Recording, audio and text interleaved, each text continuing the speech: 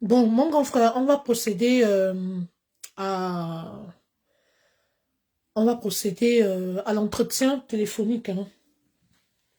D'accord, pas de C'est souci. c'est mieux parce que... Moi-même, c'est stressant. On a tout fait, je Bah comprends oui, rien. on a tout fait, on a tout fait. Euh, On dirait la partenariat. les pauvres, les pauvres internautes sont tellement... Les pauvres, ils n'arrêtent pas de nous soutenir. Ça, on voit les cœurs. Merci beaucoup. Donc, je plante le décor et je vous relance. Gardez les... D'accord, Voilà, ok. je plante Est-ce le que là, tu as décor. déjà lancé? Oui, Est-ce que oui, là, là, tu as j'ai lancé? lancé. Là, j'ai lancé, mais le temps que ça monte.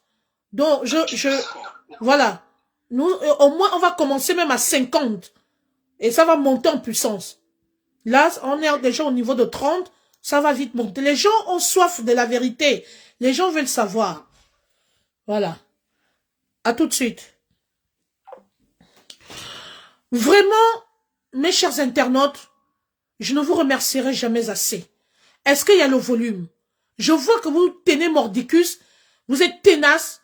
Vous, dès que je lance, vous partagez. S'il vous plaît, est-ce que là, il y a le volume? Dites-moi. On va prendre le commissaire Zogo via WhatsApp. C'est mieux. Est-ce qu'il y a le volume? Je vais demander à mon équipe de community management s'il y a le volume.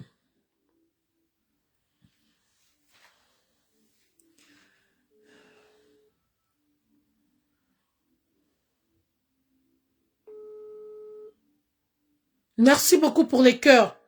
Ça monte, c'est bien. Merci, partagez s'il vous plaît. On va y arriver. Votre appel a été... Excusez-moi, on va y arriver. Est-ce qu'il y a le volume, s'il vous plaît? Écrivez. Écrivez-moi s'il y a le volume. Si vous m'entendez, on va lancer les hostilités parce que nous sommes quand même là depuis. Merci, ça monte, ça monte, ça monte. Merci beaucoup, merci pour votre soutien. Merci, merci, merci, merci. C'est très gentil, merci. On sent que vous voulez en débattre. Vous voulez... oui. Est-ce que là, le volume, est-ce qu'il y a le volume? Est-ce que là, c'est bon? Oui. Ok, très bien. Écrivez, est-ce que vous m'entendez? Bien. Nous n'allons plus perdre le temps. Oh, merci beaucoup. Ça monte, c'est monté, c'est monté, c'est monté. C'est monté, c'est monté.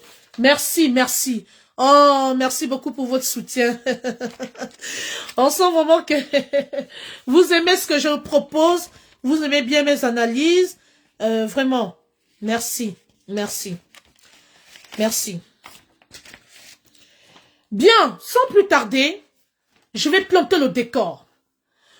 Avec tout le respect que je vous dois, je tiens d'abord à vous remercier pour votre persévérance, pour votre ténacité, parce que vous voulez savoir la vérité. Merci, j'ai beaucoup de respect pour vous, parce que ça aurait été d'autres pages, la personne n'allait même pas avoir ne serait-ce que 10 abonnés, parce que là j'ai relancé au moins 3 fois, mais vous êtes restés fidèles sur ma page. Je ne cesserai jamais de vous remercier. Merci encore pour cette persévérance, merci pour cette patience, merci infiniment, merci, je m'incline. Alors, sans plus tarder, nous allons planter le décor. Il nous est tombé une affaire extrêmement grave en fin de semaine dernière. Merci Laurette Mbema. Mais vraiment, de manière surprenante, je suis déjà en direct. Ne m'appelez plus, j'ai lancé le direct. Pardon.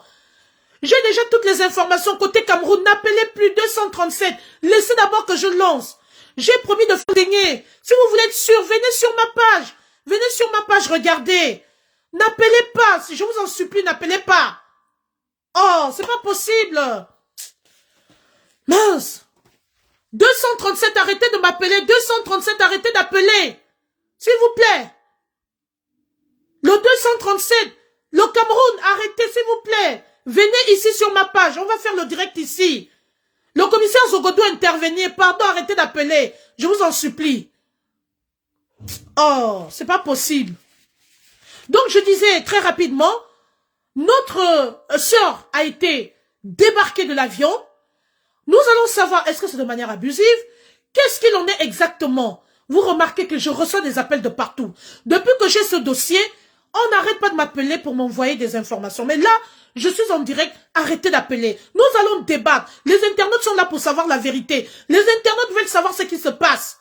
Donc, s'il vous plaît, calmons-nous. Nous allons prendre le commissaire Zogo. Donc, je vous disais tantôt qu'elle a été débarquée de l'avion. Alors, nous avons plusieurs questions qui taraudent notre esprit. Aïcha Kamoise était partie pour un séjour au Cameroun, où elle a mis du temps. Au moment de rentrer, en prenant l'avion, au moment de rentrer, cette dernière s'est fait débarquer. Ça a été presque une humiliation, parce que il faut dire que c'est quelque chose de très compliqué quand on vous débarque d'un avion, étant sur le chemin du retour. Envoyez des cœurs, s'il vous plaît, sécurisez le direct. Je vais poser des questions au commissaire Zogo. Je vais lancer l'appel. Nous allons le prendre via WhatsApp. Parce que quand on le prend en direct, ça coupe le son. Donc, nous allons l'appeler. Il va intervenir via WhatsApp.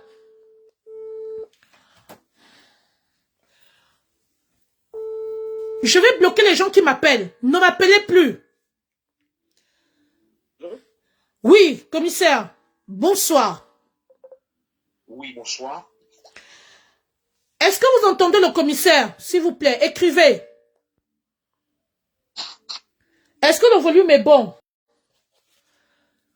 Dites-moi si vous entendez le commissaire. Oui, est-ce qu'ils m'entendent ou pas? Est-ce que vous entendez le commissaire, s'il vous plaît? Écrivez. Je suis désolé, je suis en train de bloquer toutes les personnes qui continuent de m'appeler en direct. Parce que je vous ai demandé de venir dans le direct. Nous sommes en train de faire un direct très important. Arrêtez d'appeler. Oui. Est-ce que vous écoutez, vous entendez le commissaire? Commissaire, bonsoir. Je vous souhaite une bienvenue dans mon direct de vérité, parce que l'heure est grave.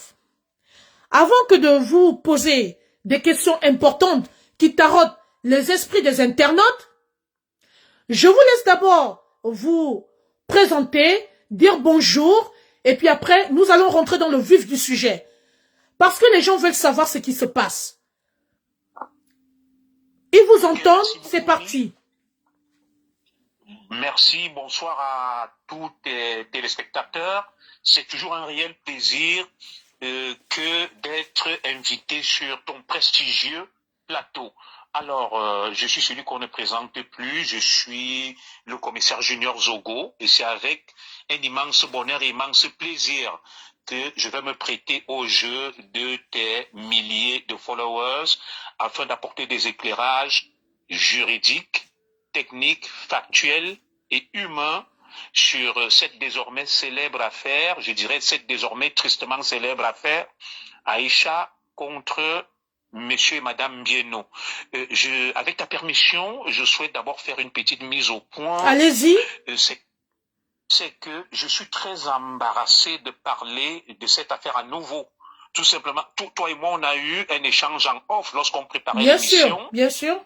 Je t'ai donné les raisons pour lesquelles je ne souhaitais pas me mêler à nouveau de cette affaire. Parce que pour moi, véritablement, je ne comprends pas, sans pour autant rabaisser ou minimiser notre compatriote, Madame Ouetté, de son nom de blogueuse Aïcha Kamoise. Je pense que le Cameroun a plus important que ça. J'ai du mal à comprendre pourquoi. Attendez, excusez-moi. Les gens veulent vous voir, je suis obligé de vous appeler en appel vidéo. Est-ce que vous êtes en posture d'appel vidéo? Est-ce que je peux vous appeler en vidéo? C'est pas important puisqu'ils connaissent mon timbre vocal, j'ai l'habitude de passer. Ok, voilà. Vous avez entendu le commissaire, voilà. En fait, je me suis mis en mode privé. D'accord. Lorsqu'on a eu des... Parce que je savais que en visio, ça sera plus possible. D'accord. Je suis désolé de décevoir tes nombreux followers pour des raisons un peu privées. Je ne peux pas passer en vidéo. Parce que là, je me suis déconnecté en mode public et je me suis mis en mode privé. Je suis à la maison, en famille. Voilà. Ok, très bien. Et pour revenir donc sur rapidement pour évacuer cette préoccupation purement formelle, Mich, je disais que je suis embêté et gêné que cette histoire défraie autant la chronique qu'on en parle plus qu'avec l'arrivée du pape. Parce que pour moi, j'ai du respect pour Aïcha Kamoise, mais au regard de l'allure que les choses sont en train de prendre, je me demande si vraiment ça mérite que Aïcha, bien que je respecte sa liberté, sa dignité, qu'on parle d'Aïcha à longueur de journée sur tous les médias, dans un pays comme le Cameroun où il n'y a ni eau ni électricité, les gens souffrent du chômage, de la misère, il n'y a pas d'hôpitaux, il n'y a rien, et il y a des cas, des sujets plus importants des Camerounais qui apportent une plus-value. Vous imaginez, Mich, combien de Camerounais font face à la justice et sur des cas même plus sensibles et délicats, on n'en parle pas, mais je cherche à comprendre si on n'a véritablement pas traversé les médicaments, comme le dit le célèbre chanteur dont j'oublie le nom. Voilà. Pour moi, je suis à la limite perturbé et dérangé qu'on parle à longueur de journée d'une affaire concernant Aïcha qui n'est ni femme politique, ni ministre, qui n'occupe aucune fonction officielle au Cameroun, qui est sur les réseaux sociaux et qui fait son blogging. Et pour moi, Aïcha est une justiciable lambda, comme le reste des justiciables au Cameroun. Il y a beaucoup d'enfants du Cameroun qui croupissent dans la misère, qui ont été victimes d'injustice, qui sont en prison pour avoir volé un œuf, une poule. On n'a pas vu une telle mobilisation. Et ça, honnêtement, je me prête à ce jeu par respect pour toi.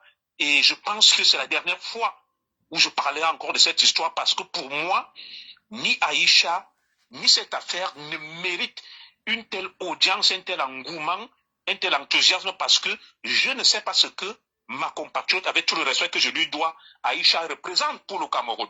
Voilà, je tenais vraiment à faire cette petite mise au point. Très bien, c'est le point de vue du Zigli, vous l'entendez.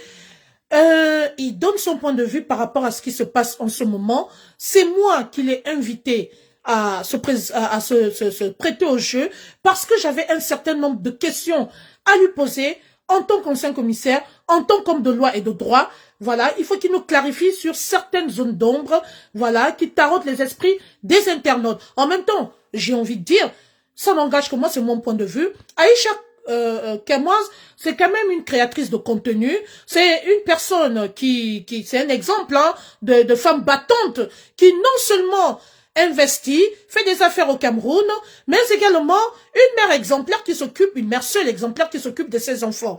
Pour moi, c'est peut-être son aura qui a fait que l'affaire explose de la sorte.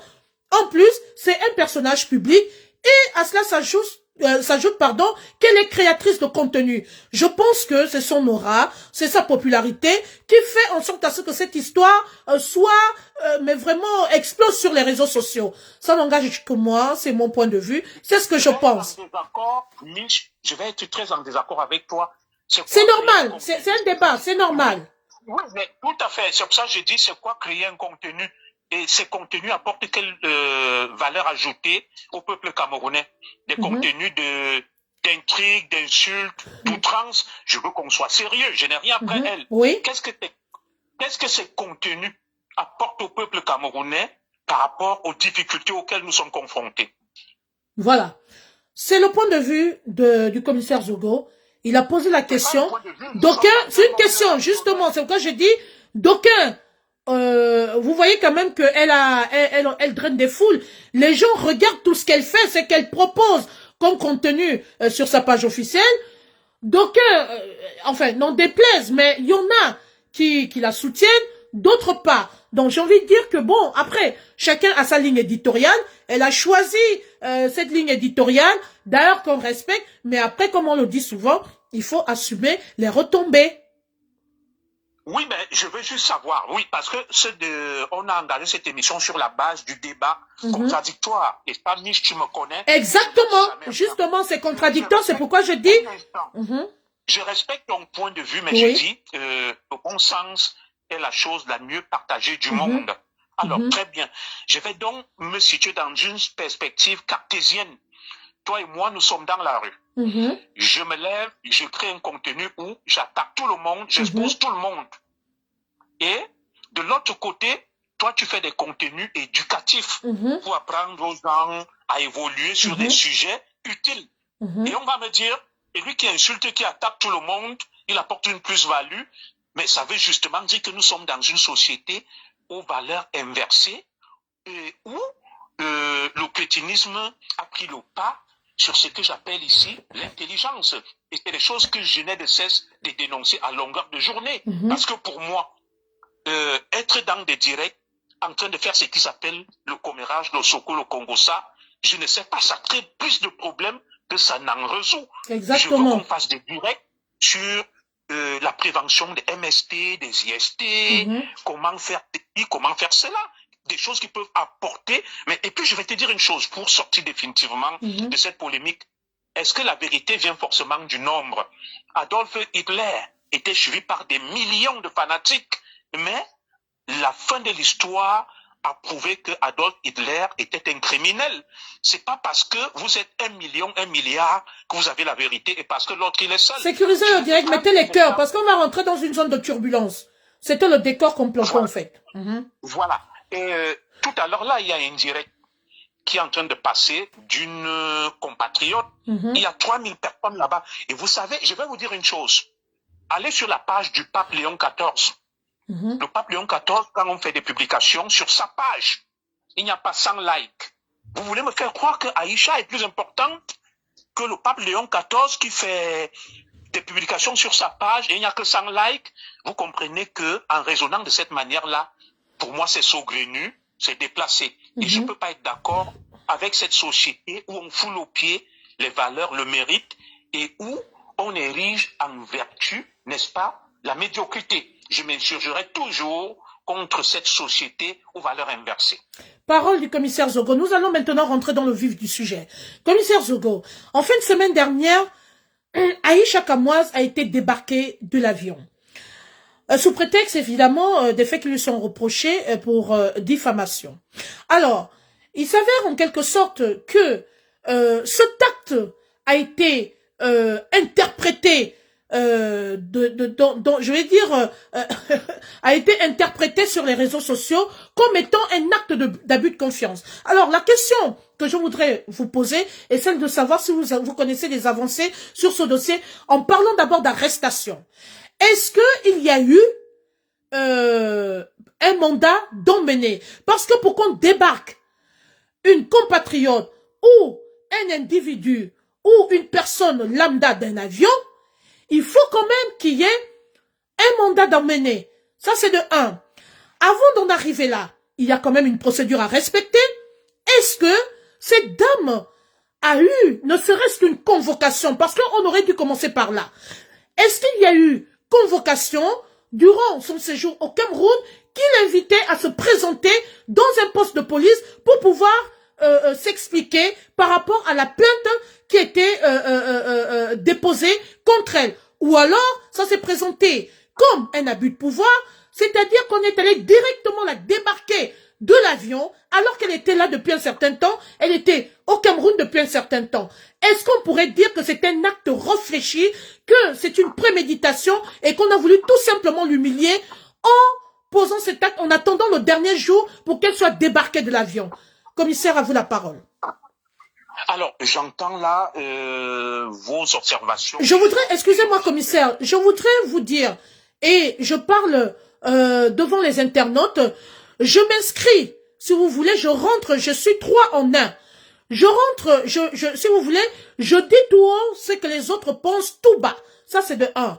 Je me positionne un peu, je m'inscris en faux dans certaines postures. Donc, si vous voulez, je joue un peu le rôle, d'accord, d'un civil, d'une personne lambda, hormis le fait que je suis journaliste, je joue également le rôle d'une personne lambda, de quelqu'un qui réfléchit terre à terre, voilà, de quelqu'un qui est au quartier. Donc c'est pourquoi je vous pose ces questions. Je vous ai dit qu'il y aura des questions même les plus pertinentes et dérangeantes. Merci. D'accord, mais je vais donc reprendre ma réponse. Mich, vous êtes dans votre rôle, hein? Je vous comprends, vous êtes une journaliste, vous voulez susciter le débat afin qu'il y ait de la pédagogie et que les uns et les autres puissent être éclairés. D'abord, je vais inviter les uns et les autres à calmer leurs émotions. Il faudrait que la sérénité revienne et le calme pour qu'on puisse débattre en toute sérénité. Et une fois que je l'ai dit, je dirais autre chose, Mich. viens de te le dire dans mon propos liminaire que la foule, elle ne pense pas. Elle pense mal.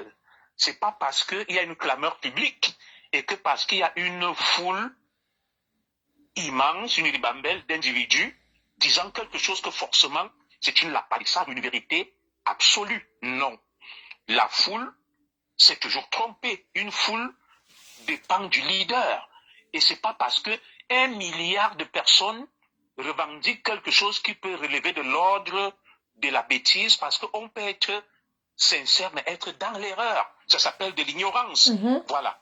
Donc, je vais évacuer déjà cet aspect. Et dans votre propos, vous utilisez beaucoup de termes et il va falloir restituer le contexte. Vous parlez d'arrestation, vous parlez de mandat, vous parlez d'interpellation. Vous voyez, ça fait beaucoup d'amalgame. Et comme je suis là pour éclairer les lanternes et les esprits, je vais être clair avec vous. Très bien. Vous voulez certainement parler d'une garde à vue abusive, n'ayant pas respecté les droits de la défense dans un système qui se veut, qui met en avant ce qu'on appelle la présomption d'innocence. Il n'y a eu ni abus de pouvoir, ni mandat, ni arrestation. Nous sommes dans le cadre d'une enquête préliminaire. En matière de procédure, en matière processuelle, il y a 2 types d'enquêtes, je dirais 3. Il y a l'enquête en matière de flagrant, ce qu'on appelle le flagrant délit, l'enquête de flagrance. Ça veut dire qu'on te prend la main dans le sac. Je vais être le plus simple possible pour que les uns et les autres puissent me comprendre. Il y a l'enquête préliminaire, ça veut dire que on t'a pas pris la main dans le sac. Il y a aussi ce qu'on appelle la commission rogatoire. Voilà les 3 types de procédures en matière processuelle. L'enquête préliminaire, le flagrant Merci pour délit, le cœur, merci de sécuriser le direct, c'est gentil. et la commission rogatoire. Maintenant, on ne peut pas parler d'arrestation. Dans le cadre d'une enquête préliminaire, mademoiselle ou madame Ouété, alias Aïcha Kamoise, a été interpellée dans le cadre d'une procédure dite d'enquête préliminaire pour besoin d'enquête. Elle bénéficie de la présomption d'innocence. On ne peut pas parler d'arrestation.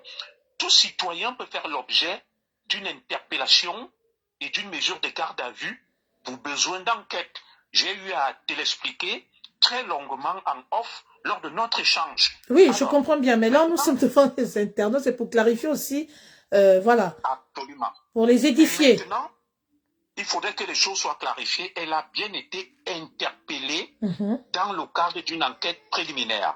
Bon, et comme il y a beaucoup d'amalgames sur les réseaux sociaux, je vais aborder le deuxième point. Madame Ouété, alias Aïcha Kamoise, n'a jamais fait l'objet d'un abus de pouvoir. Peut-être, elle peut avoir fait l'objet, n'est-ce pas, d'un non-respect de ses droits, ce qu'on appelle les droits de la défense. Et est-ce que la garde à vue, parce que lorsqu'on parle, il faut bien expliquer les choses aux gens. Il y a ce qu'on appelle des causes de nullité d'une mesure de garde à vue, des causes absolues de nullité, des causes relatives. Alors, quelles sont les causes susceptibles d'entraîner la nullité d'une garde à vue? Je vais m'expliquer. Pour qu'une garde à vue soit jugée illégale et abusive, il faudrait que les droits fondamentaux qui garantissent la défense du mis en cause, je ne parlais même pas du mis en cause du suspect, ait été bafoué et qu'il y ait eu un préjudice, que cela ait causé un préjudice à l'interpellé. Alors, pour le cas d'espèce, prenons le cas de Madame Ouété. En quoi est-ce que ces droits fondamentaux ont été bafoués? Quels sont les droits reconnus à la défense en matière de garde à vue? 1. Tu as le droit de garder le silence et de ne pas parler s'il n'y a pas un avocat. 2. Tu as le droit de te faire visiter par un médecin.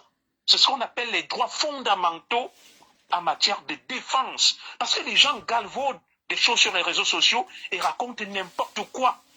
Et on rappelle ces droits. Est-ce qu'à Madame Ouété, lorsqu'elle s'est présentée devant l'officier de police judiciaire, on ne lui a pas rappelé ses droits, comme vous le voyez dans les films, que Madame dès cet instant, vous êtes privé de votre liberté, vous avez le droit de garder le silence, vous avez le droit de vous faire assister par un avocat, vous avez le droit de demander la présence d'un médecin pour qu'on se rassure de votre état de santé.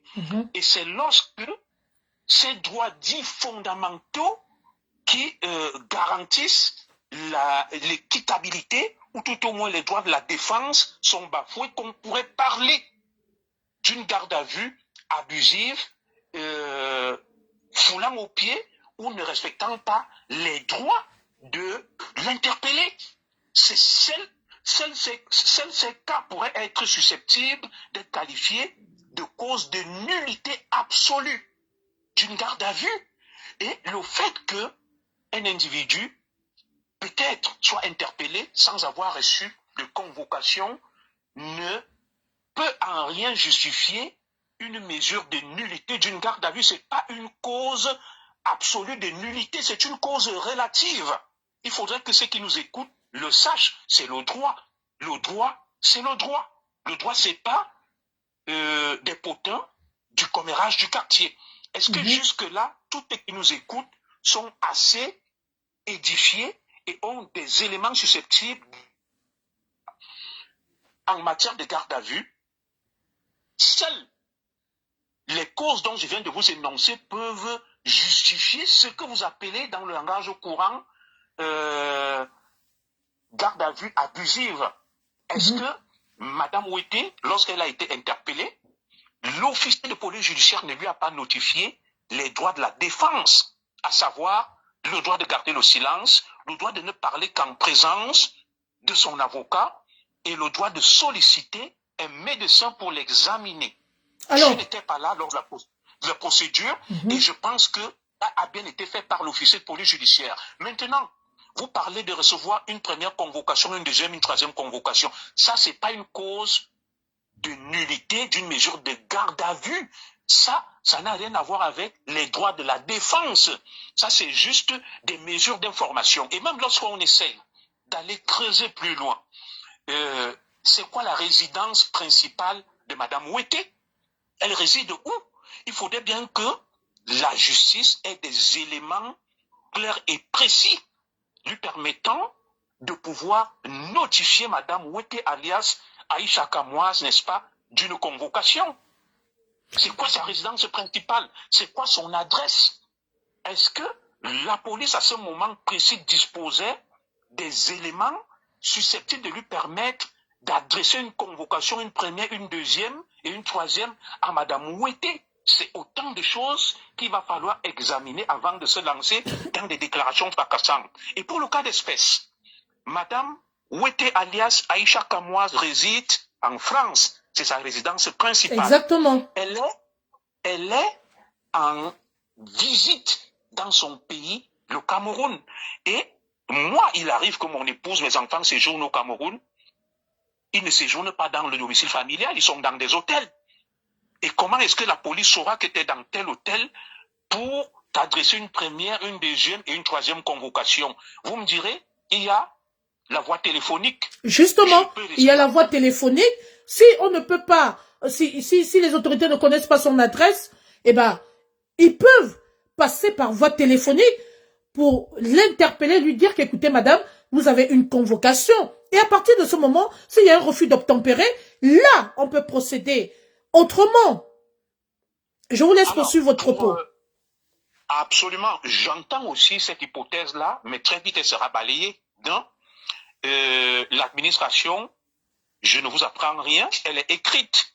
Elle n'est pas orale, elle n'est pas verbale. Les actes se notifient intuite persona et par écrit, par voie d'huissier.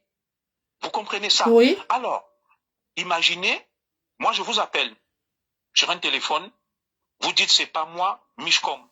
Qu'est-ce que je fais pour prouver que c'est vous au téléphone? Rien ne peut justifier que c'est vous. Vous pouvez tomber sur mon téléphone. Vous m'appelez, j'ai dit non, c'est pas Monsieur Zogo. Vous faites erreur. Et je vous balade, je vous promène. Et ça, c'est pas un mode de notification d'une convocation. Et je dois vous avouer que la situation de Mme Ouetté alias Aïcha Kamoise ne rendait pas facile l'application des règles de procédure. Et maintenant, le parquet, le ministère public, le procureur, qui n'a pas assez d'éléments sur l'adresse d'un suspect ou d'un interpellé pour besoin d'enquête, peut profiter de ce qu'on appelle une opportunité, un effet d'aubaine, pour l'interpeller pour l'interpeller pour besoin d'enquête. Et lorsqu'on interpelle un individu pour besoin d'enquête, c'est pas un jugement, c'est pas une condamnation. Pourquoi les gens en font une histoire de vie ou de mort? Alors, il y a des gens même. Je termine, je chute. Oui, allez-y, excusez-moi. Il y a ce qu'on appelle des mandats de dépôt préventifs, des gens qu'on met en garde à vue et qu'on place en détention. Il y a ce qu'on appelle la détention préventive. Ça veut dire tu n'as pas encore fait l'objet d'un jugement en attendant qu'on te juge. Des gens qui ont été mis sous mandat de dépôt et à la suite du jugement, ils ont été blanchis et acquittés. Le fait de te mettre sous mandat de dépôt, ça peut aussi être une mesure de protection. La justice peut estimer que là, ils ont un effet d'aubaine. Tu ne vis pas au Cameroun, tu es à l'aéroport, il y a une affaire contre toi, on t'interpelle pour besoin d'enquête, mais tout en bénéficiant de la présomption d'innocence. Le fait que Madame Ouete, alias Aïcha Kamoise, soit interpellée pour besoin d'enquête ne fait pas pour autant d'elle une criminelle condamnée. Elle bénéficie de la présomption d'innocence, elle va se défendre, elle a des avocats. C'est d'ailleurs ce qui semble se passer. Si on va y arriver. N'avait pas de droit, s'il te plaît, mais si elle n'avait pas de droit, et si elle était reconnue coupable, on l'aurait déjà placée en détention. C'est pour ça que la justice est en train de tabler, de mener l'enquête, vérifier, de se rassurer. Donc il faudrait qu'on sorte de ces amalgames où on raconte tout et n'importe quoi. Je ne sais pas si j'ai apporté assez d'éléments susceptibles d'éclairer les lanternes des uns et des autres sur un plan purement processuel et juridique. Nous sommes dans le cadre de l'émission spéciale, du dossier spécial de l'affaire du couple Mbienou, de l'affaire, opposant le couple Mbienou à Aïcha Kamoise. Eh ben, là, j'ai demandé à... Excusez-moi, je me suis rapprochée... Oui? Il y a un de tes followers qui pose une question. Willy, Frankie, Nana. Il dit, il parle de quoi? C'est vrai, bon. Il met à la troisième personne avec des fautes. Est-ce qu'il peut préciser sa question pour qu'on réponde? Nous ne sommes pas ici pour insulter, nous sommes là pour éclairer des lanternes. Peut-être c'est par rapport à ça que tu lui expliques. Justement, c'est pourquoi j'étais en train de dire, pour ceux qui viennent de prendre le direct en cours, nous sommes dans l'affaire, le débat spécial concernant l'affaire qui oppose le couple Mbienou à Aïcha Kamoise. Vous êtes sans ignorer qu'elle a été interpellée en fin de semaine dernière et que, à l'heure où je vous parle, l'affaire est entre les mains de la justice. Vu l'amalgame autant pour moi qui règne autour de cette affaire et qui prend des proportions, j'ai décidé de faire venir le commissaire Zogo afin qu'il puisse venir nous clarifier sur certaines zones d'ombre, sur certaines choses, certains points qui nous semblent incompréhensibles, pour qu'il vienne nous donner sa part d'expérience en tant qu'homme de loi, en tant qu'homme de droit. Merci encore. Vous pouvez continuer d'écrire. C'est lui qui est en train d'intervenir à l'heure actuelle au téléphone, tout simplement parce qu'on n'a pas pu le prendre en direct. À chaque fois qu'il rentrait dans le direct, le son se coupait. Donc, on a préféré le prendre directement par voie téléphonique. Voilà. Ok, d'accord, monsieur Willy. Il dit qu'il est désolé. C'est parce que sûrement, il venait d'arriver dans le direct et il ne comprenait pas encore de quoi il s'agissait. Bien. Commissaire Zogo, je tiens quand même à préciser que depuis que cette affaire a eu lieu, il y a eu beaucoup de frustration. Et moi, je rentre même dans la personne, je me mets à la place même du citoyen lambda qui pose des questions terre à terre. D'où la question est la suivante.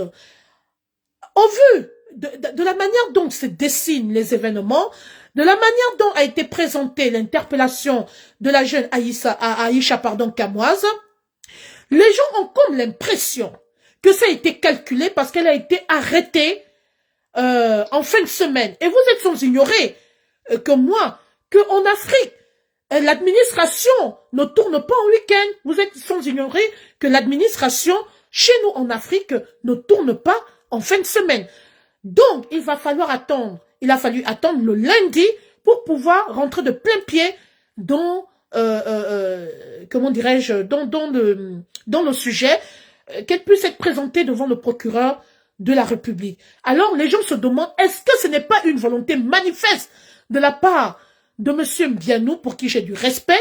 Est-ce que ce n'était pas préparé qu'il puisse d'abord humilier cette dernière en la plaçant en garde à vue tout le week-end, sachant très bien que l'administration ne tourne pas chez nous en Afrique le week-end?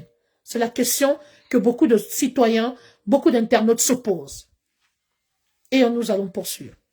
D'après vous, qu'est-ce que vous en pensez?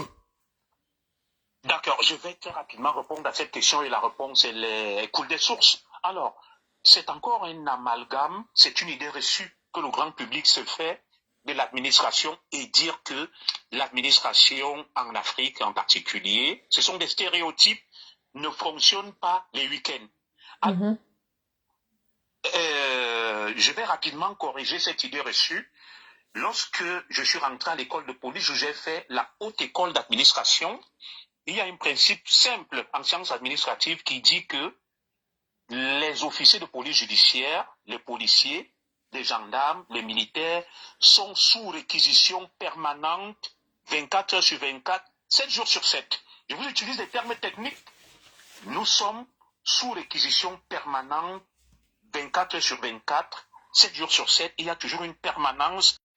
L'administration ne s'arrête pas. L'un des principes d'ailleurs qui fonde l'administration, c'est la permanence du service public et ça continue. Le public qui est profane avance des hérésies. Et versé dans ce que j'appelle les stéréotypes et les idées reçues, il faut rapidement corriger. Parce que, comme je l'ai dit, le gros problème de beaucoup, c'est l'ignorance. Ils n'ont pas ce qu'on appelle la culture juridique et les gens font des déclarations intempestives, déraisonnables, sous le coup de l'émotion. Alors, une fois que je l'ai dit, le procureur, le ministère public a jugé de l'opportunité d'interpeller Madame Ouetté Aïcha parce qu'il y avait une opportunité, un effet d'aubaine. Madame Ouetté qui a pour résidence principale l'Europe et plus précisément la France, il y avait des risques qu'en prenant son vol, qu'elle ne puisse pas répondre de ses actes. Peut-être qu'il y a une notice qui avait été émise dans les frontières du Cameroun, notamment l'aéroport, qui est une frontière aérienne où les gens sortent et rentrent. La police ne parvenant certainement pas à mettre la main sur Madame Ouetté pour besoin d'enquête, a émis une notice que si jamais vous la percevez comme elle est arrivée au Cameroun, et puis c'est normal, quoi de plus normal que la partie civile que vous appelez le plaignant, parce qu'en matière pénale, celui qui porte plainte n'est véritablement pas l'accusateur. Il est partie civile, l'accusation c'est le parquet, le ministère public, peut-être il va falloir revenir aussi sur ça. Justement, cette question arrive, oui. Pour moi, il n'y a eu aucune volonté sur le plan juridique. Moi, je ne gère pas les émotions et les autant l'administration, la police, les enquêteurs sont sous réquisition permanente, 24 heures sur 24, 7 jours sur 7, et tout dépend de l'urgence, de l'opportunité, de l'aubaine et de la nécessité d'interpeller un individu. Ils ont eu une information, il y avait besoin, n'est-ce pas, d'exploiter l'intéressé. C'est ce qui a été fait. Et pour le moment, elle est entre les mains des autorités et dans le respect de ses droits, des droits fondamentaux en tant que citoyen, notamment la présomption d'innocence. La procédure suit son cours et nous attendons tous impatiemment le dénouement de cette affaire. Quelqu'un dit, Monsieur Célestin pardon, Madame, son vol était vendredi ou pas? Son interpellation est normale. C'est votre point de vue. Effectivement, ça se trouve que son vol était programmé pour le vendredi et que, en me référant aux propos du commissaire Zogo, vu que l'information était passée dans toutes les frontières, ça se trouve qu'ils étaient aux aguets, qu'ils attendaient tout simplement qu'elle se présente et qu'elle soit bloquée. Donc, voilà. Là, le commissaire vient de vous éclairer sur, effectivement, les détails, le déroulement de cette arrestation. Pardon, pas l'arrestation, l'interpellation. Voilà. Commissaire On Zogo. dira exploitation pour besoin d'enquête, une enquête préliminaire. Ok. Ce n'est pas une arrestation, c'est une interpellation pour besoin d'enquête. Très bien. Et tout le monde peut faire l'objet d'une mesure de garde à vue pour besoin d'enquête, Mich.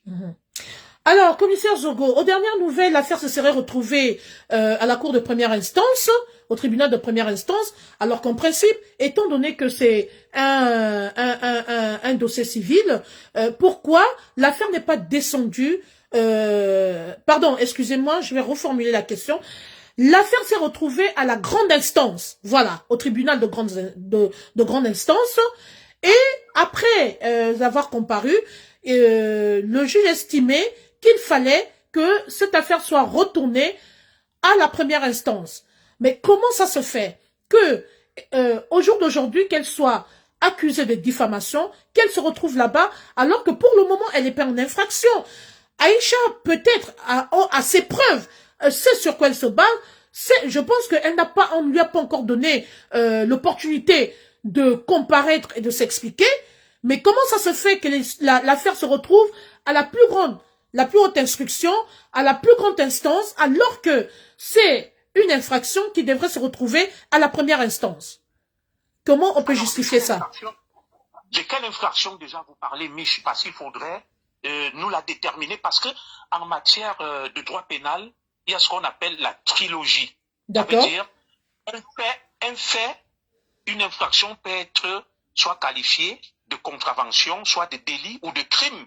Et la compétence des juridictions est fonction, n'est-ce pas, du préjudice et de la qualification de l'infraction. Alors, vous pouvez nous dire de quelle infraction il s'agit? Alors, les faits qui sont reprochés à Madame à Aïcha Kamoise, en fait, il s'agit, si vous voulez, d'un cas litigieux où lors de la Coupe d'Afrique, la récente Coupe d'Afrique au Maroc, j'ai même envie de dire c'est un problème à double tranchant, à double face, j'ai envie de dire. Il s'agit de la personne physique de Monsieur Mbienou et de la personne morale de Monsieur Mbienou.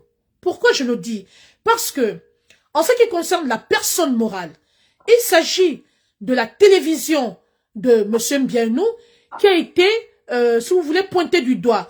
Il s'avère que lors des récents directs d'Aïcha Kamoise, elle a un tout petit peu critiqué, effectivement, le choix des influenceurs qui étaient allés représenter la chaîne au Maroc.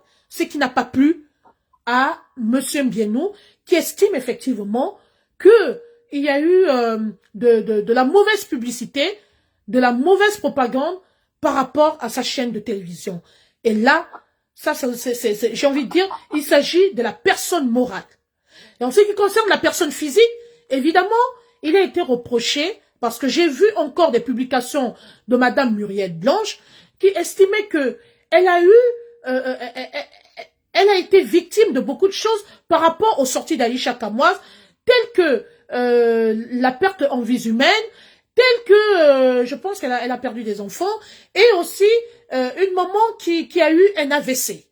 Donc, il y a eu des retombées, il y a eu des dégâts collatéraux par rapport aux différentes sorties d'Aïcha Kamoise.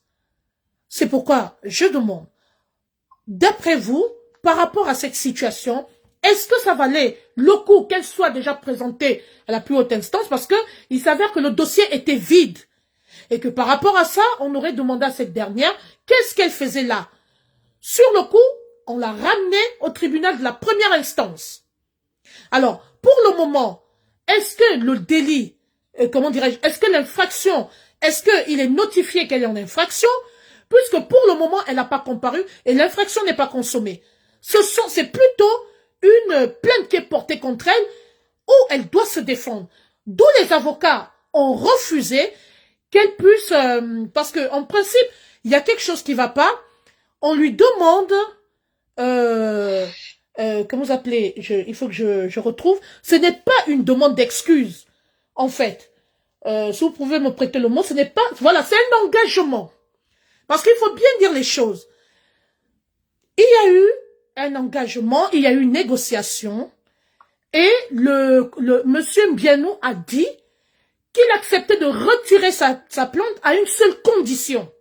à condition que Kaïcha Kamoise signe un engagement, qu'elle prenne l'engagement de ne plus jamais parler de lui, ni de son couple, ni de ce qui le concerne, ni de près, ni de loin. Un engagement qu'Aïcha Kamoise a refusé de signer. Et c'est ça qui nous emmène aujourd'hui. C'est pourquoi les événements sont en train de s'enchaîner et c'est pourquoi on se retrouve à nouveau devant les tribunaux.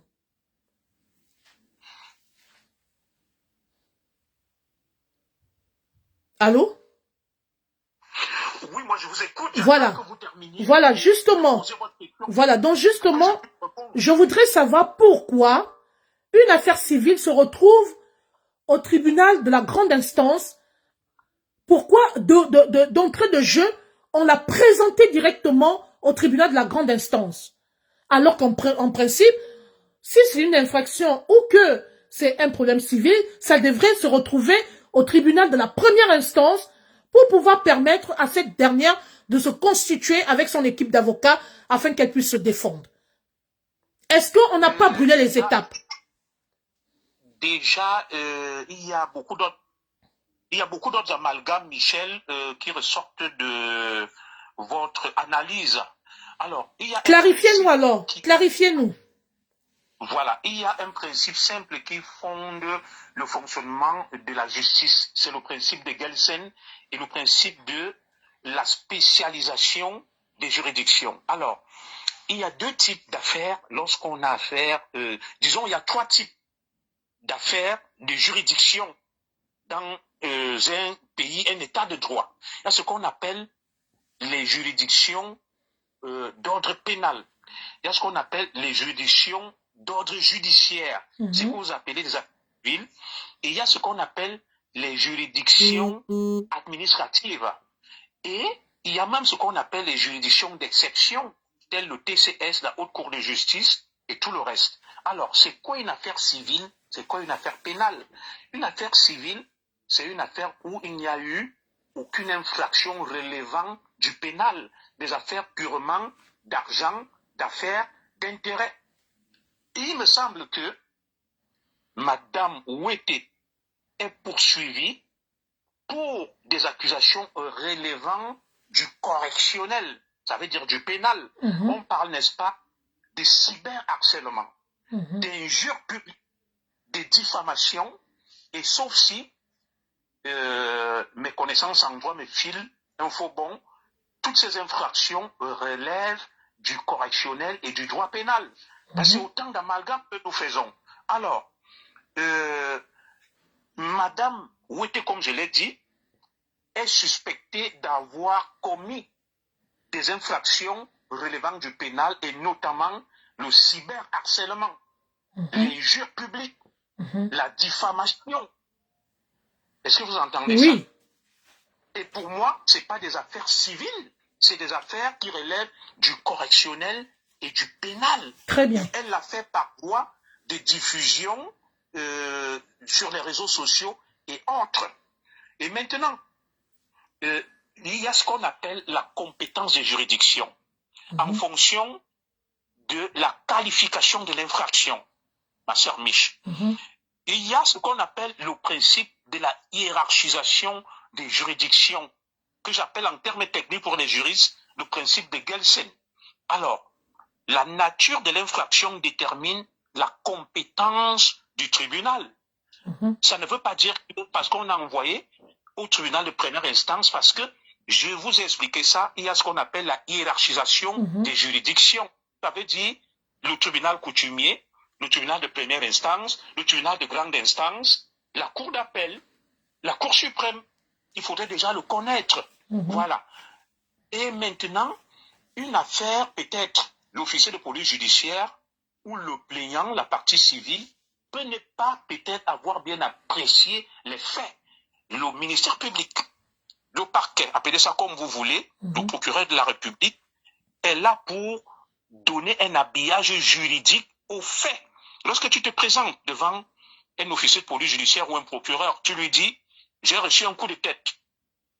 C'est factuel. Le procureur va qualifier ça de violence, soit volontaire ou involontaire. Et maintenant, la compétence de la juridiction dépend de la nature de l'infraction et du préjudice subi.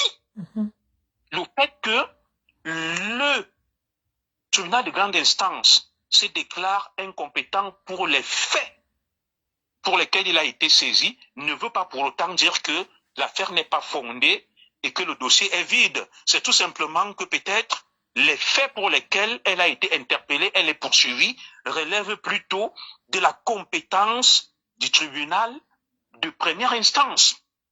Et maintenant, si en première instance, elle n'est pas satisfaite, elle va monter pour faire ce qu'on appelle appel ou opposition en grande instance. C'est là où on fait les appels. Et tout ça relève aussi de ce que j'appelle les idées reçues, l'inculture juridique, où les gens galvaudent des termes et des formules. L'officier de police judiciaire reçoit une plainte, il enregistre, il auditionne les parties prenantes et saisit le procureur pour que ce dernier puisse orienter et déterminer la juridiction compétente. C'est ce qui a été fait. Ça ne veut pas dire que le dossier est vide. Ça veut dire qu'il y a des principes qui fondent la procédure pénale, notamment le lieu de commission de l'infraction, la nature du préjudice, la nature de l'infraction, et je ne vais pas me mettre à faire ici un cours de droit processuel à tout le monde. Alors, il y avait un autre point que vous avez soulevé, c'était lequel j'ai répondu à votre question relative à la désaisine du tribunal de grande instance qui ne veut en rien dire que l'affaire n'est pas fondée. C'est tout simplement une question de compétence et de nature de qualification de l'infraction et du préjudice que aura subi la victime, la partie civile ou le plaignant.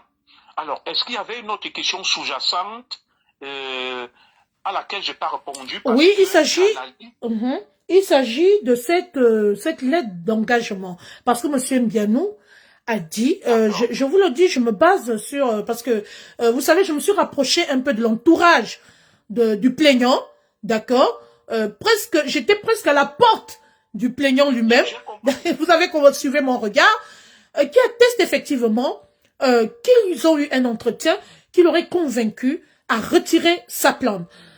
Monsieur Mbianou n'a pas refusé de retirer la plainte, mais il a déposé une condition, il a posé une condition que jusqu'à lundi, Madame Aïcha Kamoise avait entre parenthèses accepté. Et lui, il était convaincu que ça devrait se faire.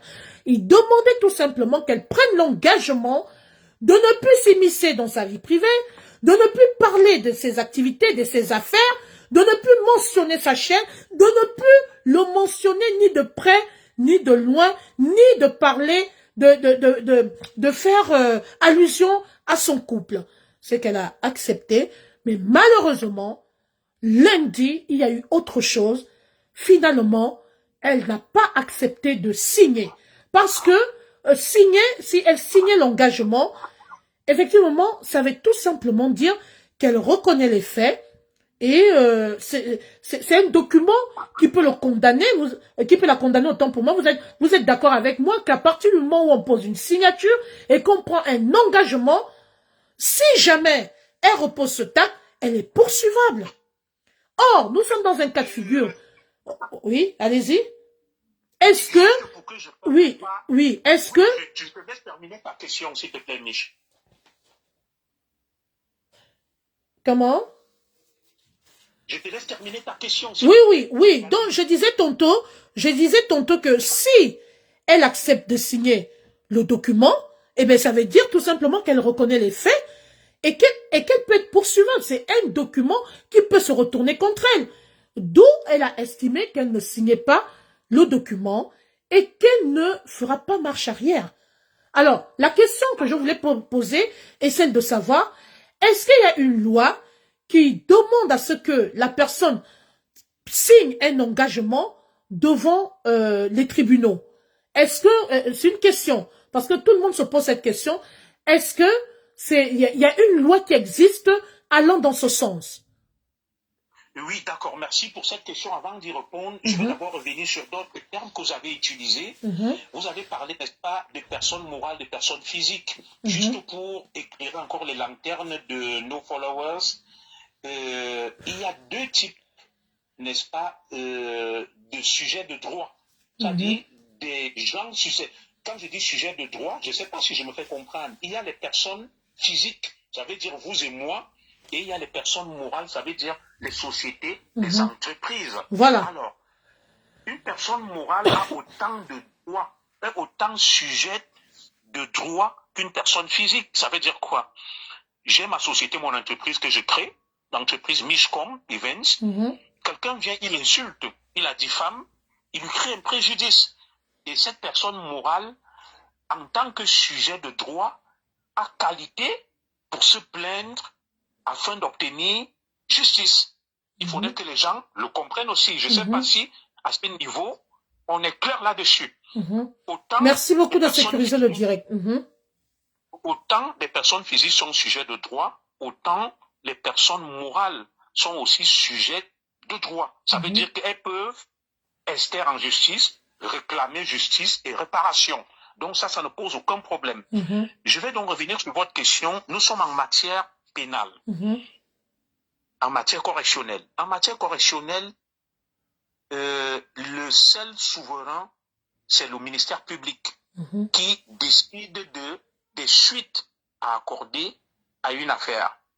L'arrangement entre les parties n'engage en rien le ministère public qui n'est pas tenu par les arrangements faits entre les parties parce que justement, ce n'est pas une affaire civile. Ce n'est pas le plaignant ou la victime qui poursuit l'auteur. C'est l'État via le ministère public. Lorsque tu commets une infraction relevant du pénal, il faudrait que les gens le sachent. Tu te constitues partie civile. Tu n'es pas l'accusation. Celui qui t'accuse, c'est le ministère public, c'est le parquet, c'est le procureur. Si vous avez assisté aux audiences, Mich, vous allez toujours voir qui prend la parole. Lorsqu'on traduit, le président va lire l'objet pour lequel vous avez été convoqué. Il dit, Monsieur Sogo, vous vous appelez comment? On vous identifie. Quand on a fini de vous identifier, on vous dit, vous êtes ici parce que vous avez commis des faits susceptibles d'être qualifiés de sur le territoire X. Il vous rappelle ça et le procureur, on lui donne la parole. Le procureur se lève toujours. On appelle ça la magistrature debout. Alors que le juge, c'est la magistrature assise. Il va dire, au nom de la société, je réclame que cet individu réponde de ses actes et que tout ce qui lui est reproché, il a porté atteinte à l'ordre social. Donc, je fais cette pédagogie pour qu'on comprenne que dans une affaire pénale, une affaire correctionnelle, la victime n'est pas l'accusation. C'est pas elle qui poursuit l'auteur. Celui qui poursuit l'auteur de l'infraction, c'est le ministère public, c'est le parquet, c'est le procureur. C'est pour ça qu'on parle de partie civile. Et pour faire simple, pour que les uns et les autres puissent me comprendre, qu'est-ce que je veux dire? Ça veut dire que le ministère public, ça veut dire le procureur ou le parquet a un droit d'initiative en matière de poursuite. Il n'a pas besoin de l'autorisation de la victime présumée pour enclencher une procédure ou une enquête. Le procureur peut entendre que, par exemple, Madame Mich est maltraitée par son mari, et même si Madame Mich a voulu cacher, le procureur va engager des poursuites contre le mari de Madame Mich, même contre ta volonté, que tu le veuilles ou pas. Est-ce que je me fais comprendre? Voilà. Donc, le procureur, le ministère public, le parquet n'est pas tenu par des arrangements faits par les parties. Mais concernant le document, ça veut dire que si elle signe le document, ça veut dire qu'elle passe aux aveux. C'est-à-dire qu'elle reconnaît, et c'est dangereux. Et ça, je reviens pour t'expliquer. D'accord. Quelle est la force probante, la valeur d'un procès verbal? Une partie qui est auditionnée devant un enquêteur peut se rétracter par rapport à la déposition faite auprès d'un OPJ, en estimant que que j'ai déclaré, je n'étais pas dans des conditions normales, j'étais sous pression, j'étais sous le coup de l'émotion. Je recuse ce que j'ai dit, je renonce. Ça fait partie des droits de la défense, Mishcom. C'est-à-dire, le procès verbal n'a pas une valeur irréfragable. C'est un terme juridique, ça veut dire que tu peux revenir sur tes décisions. Tu peux estimer que ce que j'ai déclaré, j'étais sous le coup de l'émotion, j'étais pas bien, et je demande à ce qu'on annule et qu'on moditionne à nouveau. Les gens font des amalgames, c'est pas figé. Et maintenant, nous ne sommes que dans la phase de l'enquête. Quelles sont les différentes étapes, pourrais-je te poser comme question, d'une procédure en justice? Il y a ce qu'on appelle la phase de l'enquête. Après la phase de l'enquête, il y a ce qu'on appelle la mise en examen et la phase du jugement. Après la phase du jugement, il y a ce qu'on appelle la phase du délibéré et de la condamnation. Et une fois même que tu as été condamné, je viens d'expliquer un principe. Le principe de la hiérarchisation des juridictions. Le principe de Gelsen. Ça veut dire quoi? Je suis condamné en première instance. Cette décision, ce jugement n'a pas autorité de la chose jugée. Ce n'est pas une décision définitive, Mich. Je peux faire appel ou opposition si je n'étais pas présent à l'audience. C'est ce qu'on appelle les voies de recours. La décision n'a encore acquis autorité de la chose jugée. Donc, je suis étonné qu'on soit qu'à la phase de l'enquête et que les gens commencent à s'agiter.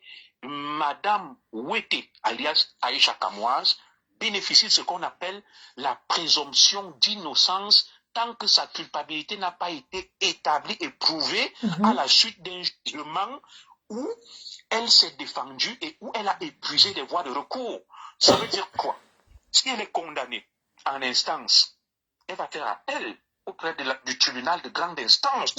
Et une fois devant le tribunal de grande instance, si elle n'est pas satisfaite, elle peut faire ce qu'on appelle un recours en cassation auprès de la Cour suprême du Cameroun. C'est ce qu'on appelle les voies de recours. Et ce n'est qu'une fois qu'elle a épuisé ces voies de recours qu'on peut estimer qu'elle est condamnée.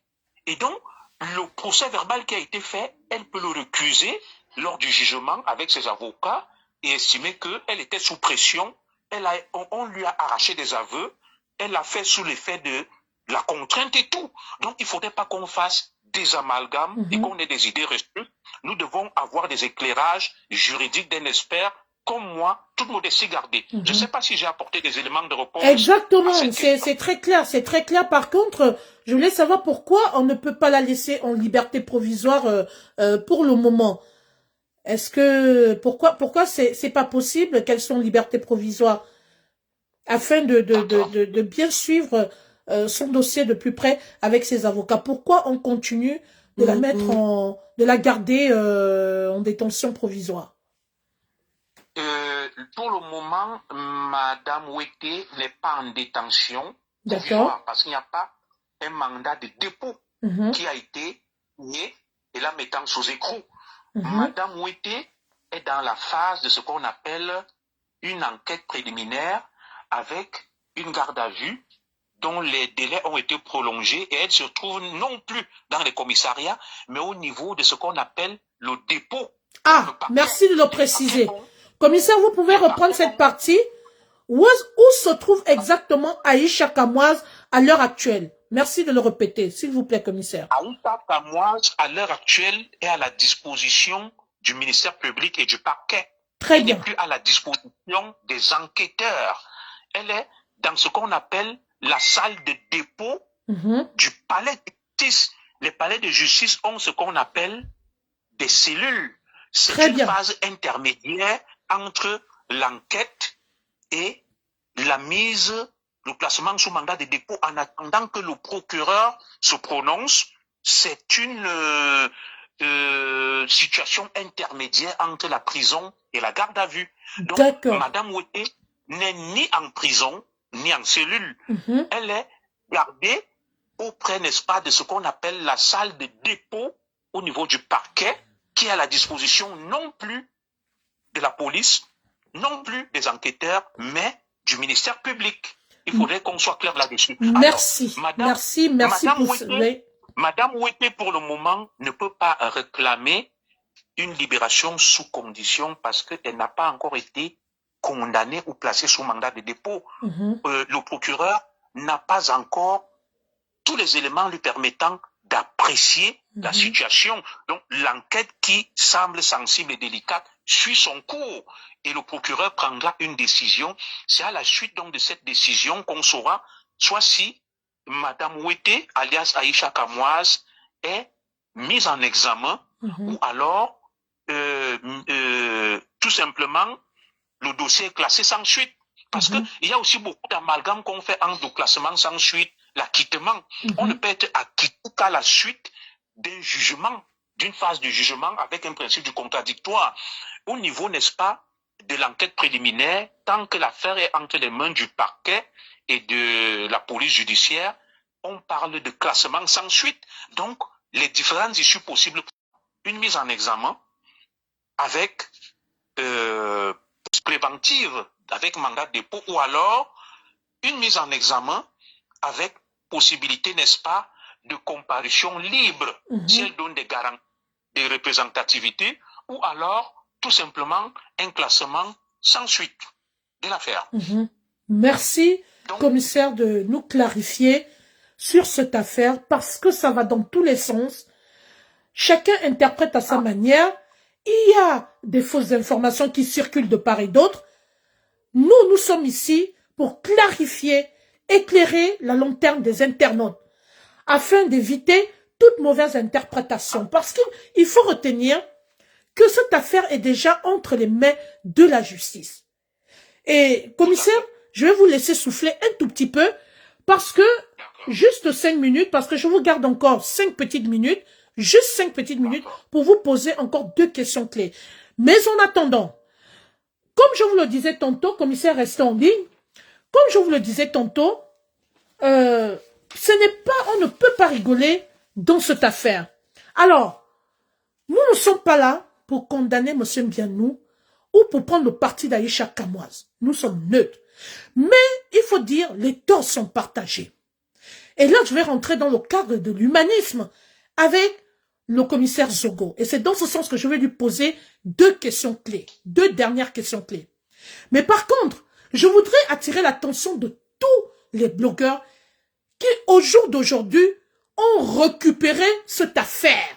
Chacun fait à sa sauce. Chacun interprète. Les gens rentabilisent leur compte, les monétisations et tout autour de cette affaire. Mais sachez que, pour ceux-là qui soutiennent Aïcha Kamoise, qui mettent à charge Monsieur Mbianou, vous ne rendez pas service à notre sœur africaine, qui est mère d'enfants. Vous ne lui rendez pas service. Parce que tout ce que vous dites est retenu contre elle. Tout ce que vous dites est reversé comme pièce à conviction dans son dossier. Ok? Je suis désolé, mais il faut que vous le sachiez. Les fanatiques, sachez que cette affaire a déclenché autre chose au point où, au jour d'aujourd'hui, il y a plus de 16 plaintes sur la table du juge. Faites très attention. Plus on avance, plus vous attaquez le couple, plus vous racontez n'importe quoi, et ben eux, ils sont là juste pour faire constater. Donc ne vous dites pas que, en passant des journées à les insulter, à dire du n'importe quoi, que ça rend service à notre sœur. C'est allé tellement loin qu'elle a fini par sortir un poste en disant qu'elle n'est pas responsable des dires ou des actions ou des directs des uns et des autres. Elle ne répond que par rapport aux faits qui lui sont reprochés. Donc, s'il vous plaît, arrêtez un peu. Sachez que cette femme a besoin de retrouver, de rejoindre ses enfants, de regagner sa famille, de rentrer. N'envenimez pas plus la situation. Monsieur Mbianou, j'ai approché son entourage. Je peux dire que j'étais presque à sa porte et je suis sûr qu'il doit être informé que je me suis rapproché de lui. Ce monsieur, j'ai essayé d'enquêter. C'est un monsieur qui est très généreux, qui n'aime pas les problèmes. C'est un monsieur qui a rendu beaucoup de services aux gens. Et même cette histoire où il y a eu 200 de quoi, tout ce que vous racontez là, ça ne me touche pas. Mais par contre, il y a un danger. C'est que c'est quelqu'un qui s'est remise entre les mains des autorités, qui fait confiance à la justice camerounaise et qui ne compte pas se laisser faire. Donc, plus on l'accule, plus on l'insulte, plus on attaque sa femme, eh ben, ça, en fait, j'ai envie de vous dire, l'étau se resserre autour d'Aïcha Kamoise. Alors, s'il vous plaît, vous ne rendez pas service à notre sœur. Laissez essayer de faire profit. Essayons de calmer les choses. Il faut apaiser les tensions. Pour votre gouverne, au jour d'aujourd'hui, il y a des avocats qui écoutent tous les directs. Excusez-moi. Il y a des personnes qui sont chargées pour ça. Et je peux vous dire, faisons extrêmement attention. Même moi, à l'heure actuelle, les autorités camerounaises sont assises dans mon direct. À l'heure actuelle, il y a des informateurs. Il y a des personnes qui recueillent des propos, des informations. Donc, faisons attention. Je vais m'arrêter là et je vais reposer 2 dernières questions au commissaire Zogo. Je voudrais également dire... Oui. Il y a quelques questions, avant de poser tes 2 questions, hein, j'aimerais répondre rapidement à des questions des internautes, de tes followers là, avec ta permission. Oui, vas-y, commissaire. D'accord. Rapidement, il y a une première question, un qui dit, mais Aïcha, disons, Madame Ouetté, est citoyenne française, pourquoi la France n'intervient pas? Pour moi, je trouve que c'est une question stupide parce que le Cameroun est un État souverain et la justice camerounaise n'a pas de compte à rendre à la justice française ou à l'État français, parce que le Cameroun est tout simplement un État souverain.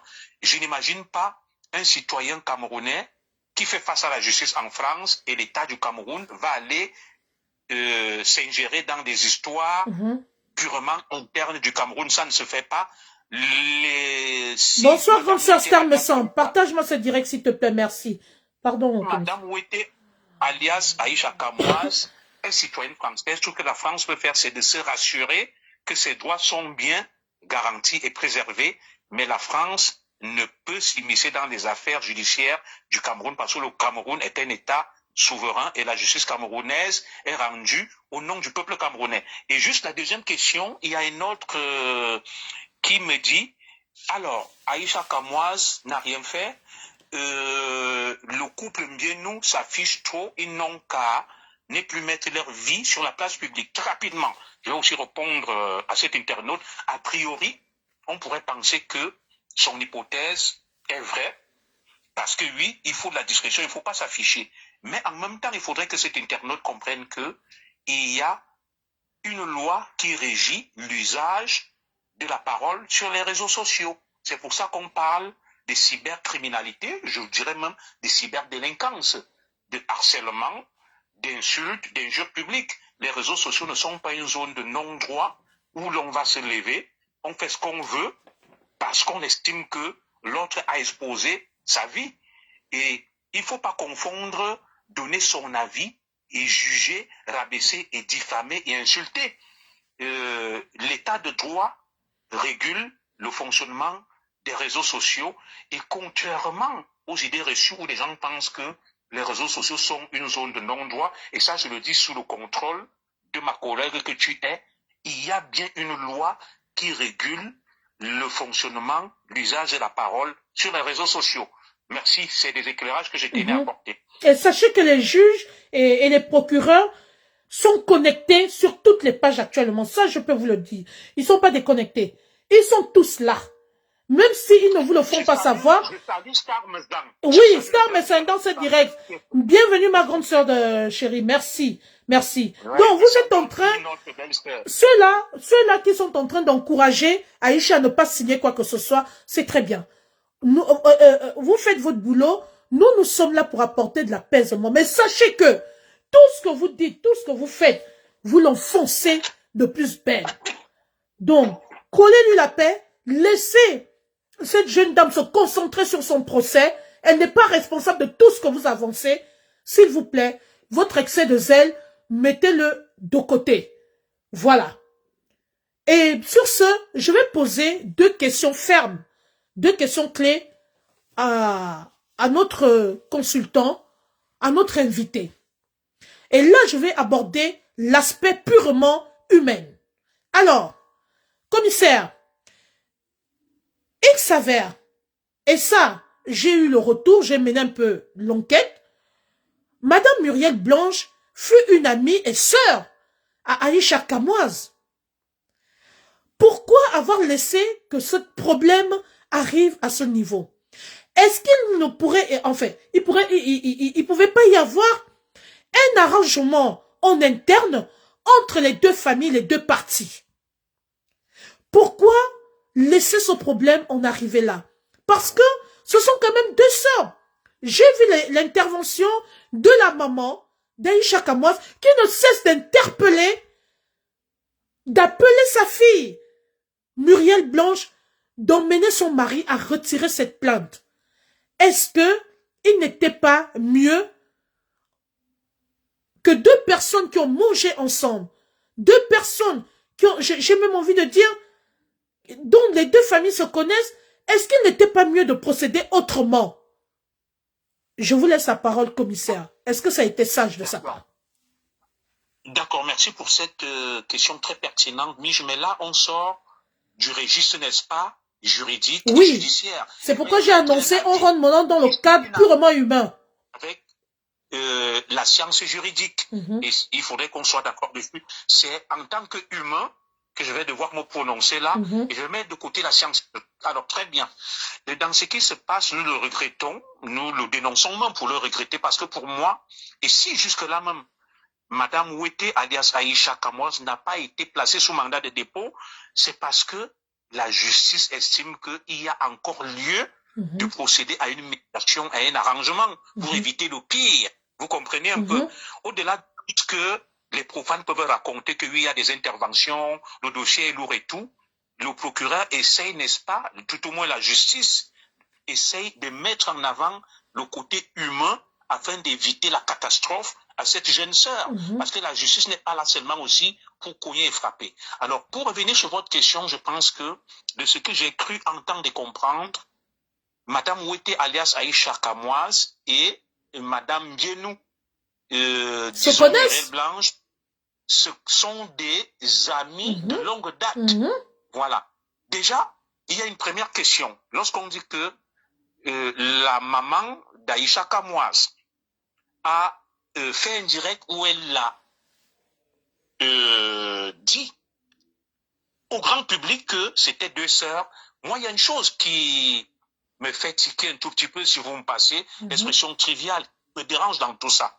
C'est quoi?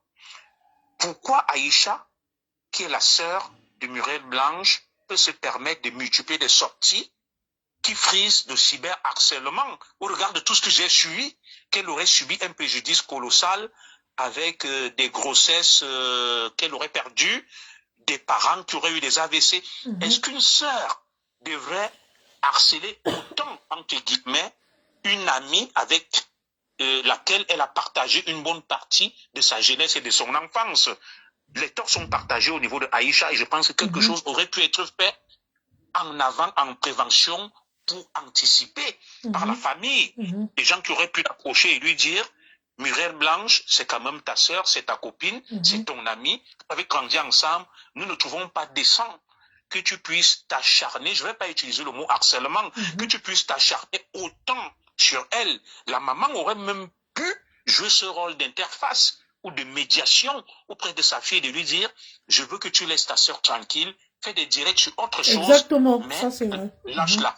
Et maintenant, lorsque j'essaye de creuser en profondeur, je remarque que, étant donné que Aïcha a connu Muriel Blanche et que c'était son amie, sa sœur, sa copine, peut-être qu'il y a une espèce de frustration et d'aigreur de la part de Aïcha lorsqu'on voit le train de vie ostentatoire qu'affiche sur les réseaux sociaux l'épouse Mbienou, alias Muriel Blanche. Vous voyez. Nous sommes là juste pour analyser, hein. Excusez-moi, commissaire, nous sommes là juste pour analyser. J'ai envie en même temps de me poser la question de manière indirecte. Quand on creuse en profondeur, il se pourrait que Aïcha a apporté beaucoup d'aide à Muriel Blanche et que peut-être elle a voulu adresser à cette dernière un message particulier que mais ma sœur, mais d'un côté on repense à moi. Et peut-être que sa sœur n'a pas prêté attention et elle a dû faire passer le message de manière le plus fort, la plus forte, pardon, que voilà, ma soeur, tu ne me vois pas, j'apprends que tu nous rends des services à gauche et à droite, et tout, on était ensemble, quand on était tous dans des souffrances, toutes les deux, on se battait et tout, je t'ai rendu des services et tout, mais pourquoi tu penses pas à moi? Peut-être c'était sa manière à elle de lui faire passer le message, sauf qu'elle a été peut-être maladroite, et elle est allée de la manière la plus forte. Je te laisse poursuivre. Je partage totalement ta lecture, ton analyse. Et elle me paraît d'ailleurs très vraisemblable parce que moi, par exemple, Aïcha ne m'a jamais attaqué. Elle m'a toujours respecté. Mais c'est pas des bourdes qui ont manqué qu'elle m'attaque. Je me dis, c'était sa manière à elle de pouvoir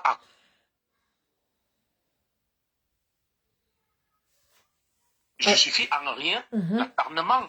Peut-être moi, j'aurais été à la place de Muriel Blanche ou de M. Mbienou, qui est décrit comme quelqu'un de très généreux et de très reconnaissant, qui aide énormément. Alors, qui devrait même faire la publicité de cette télévision? Mais c'est Aïcha. Et qu'est-ce que ça coûte à M. Mbienou d'appeler celle que je considère comme sa belle-sœur, Madame Ouete, alias Aïcha Kamoise, et de lui dire, ma belle-sœur, je vois qu'il y a quelque chose qui peut te déranger parce que tout le temps tu parles de ta sœur. Alors, est-ce que tu peux venir me rencontrer? Je viens nous rendre visite à Dubaï où je vis.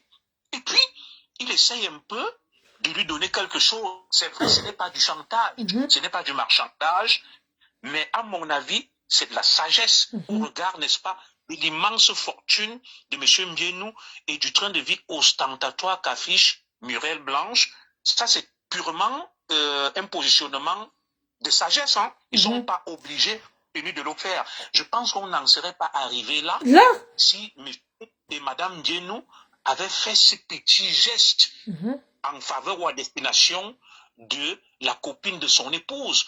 Moi, ma femme a des amis qui m'arrivent, n'est-ce pas, les aider à modestement pour régler des factures, celles qui sont restées en Afrique, qui sont malades, qui ont perdu des membres de leur famille, je les appelle, je leur trouve un peu d'argent. Je n'imagine pas Madame Ouete alias Aïcha Kamoise qui aurait pu bénéficier des attentions du couple en train de s'acharner sur eux, de les lyncher et de les afficher sur les réseaux sociaux. Il aurait suffi d'un simple coup de fil du beau-frère de Aïcha, M. Mbienou, pour que les choses reviennent à la normale. Et je pense que cette situation, à mon avis, est loin d'être inarrangeable. Il y a encore lieu de sauver les meubles. Voilà, parce que, en fait, commissaire, excusez-moi, et je vais vous laisser finir.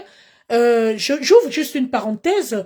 Je voudrais répondre à Madame Olivia Pepe News qui dit Aïcha même n'a pas faim, donc impossible. Aïcha elle-même a tout pour son jeune âge, c'est une œuvre accomplie.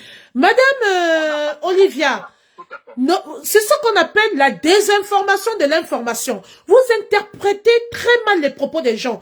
Nous n'avons pas dit ici qu'Aïcha Kamoise a faim ou qu'elle court derrière X ou Y. Aïcha Kamoise a de la personnalité. C'est une femme, je l'ai dit en plantant mon décor dès le départ dans ce direct, en disant que c'est une femme battante. C'est un exemple pur et simple d'une mère seule, d'une femme battante africaine de la diaspora.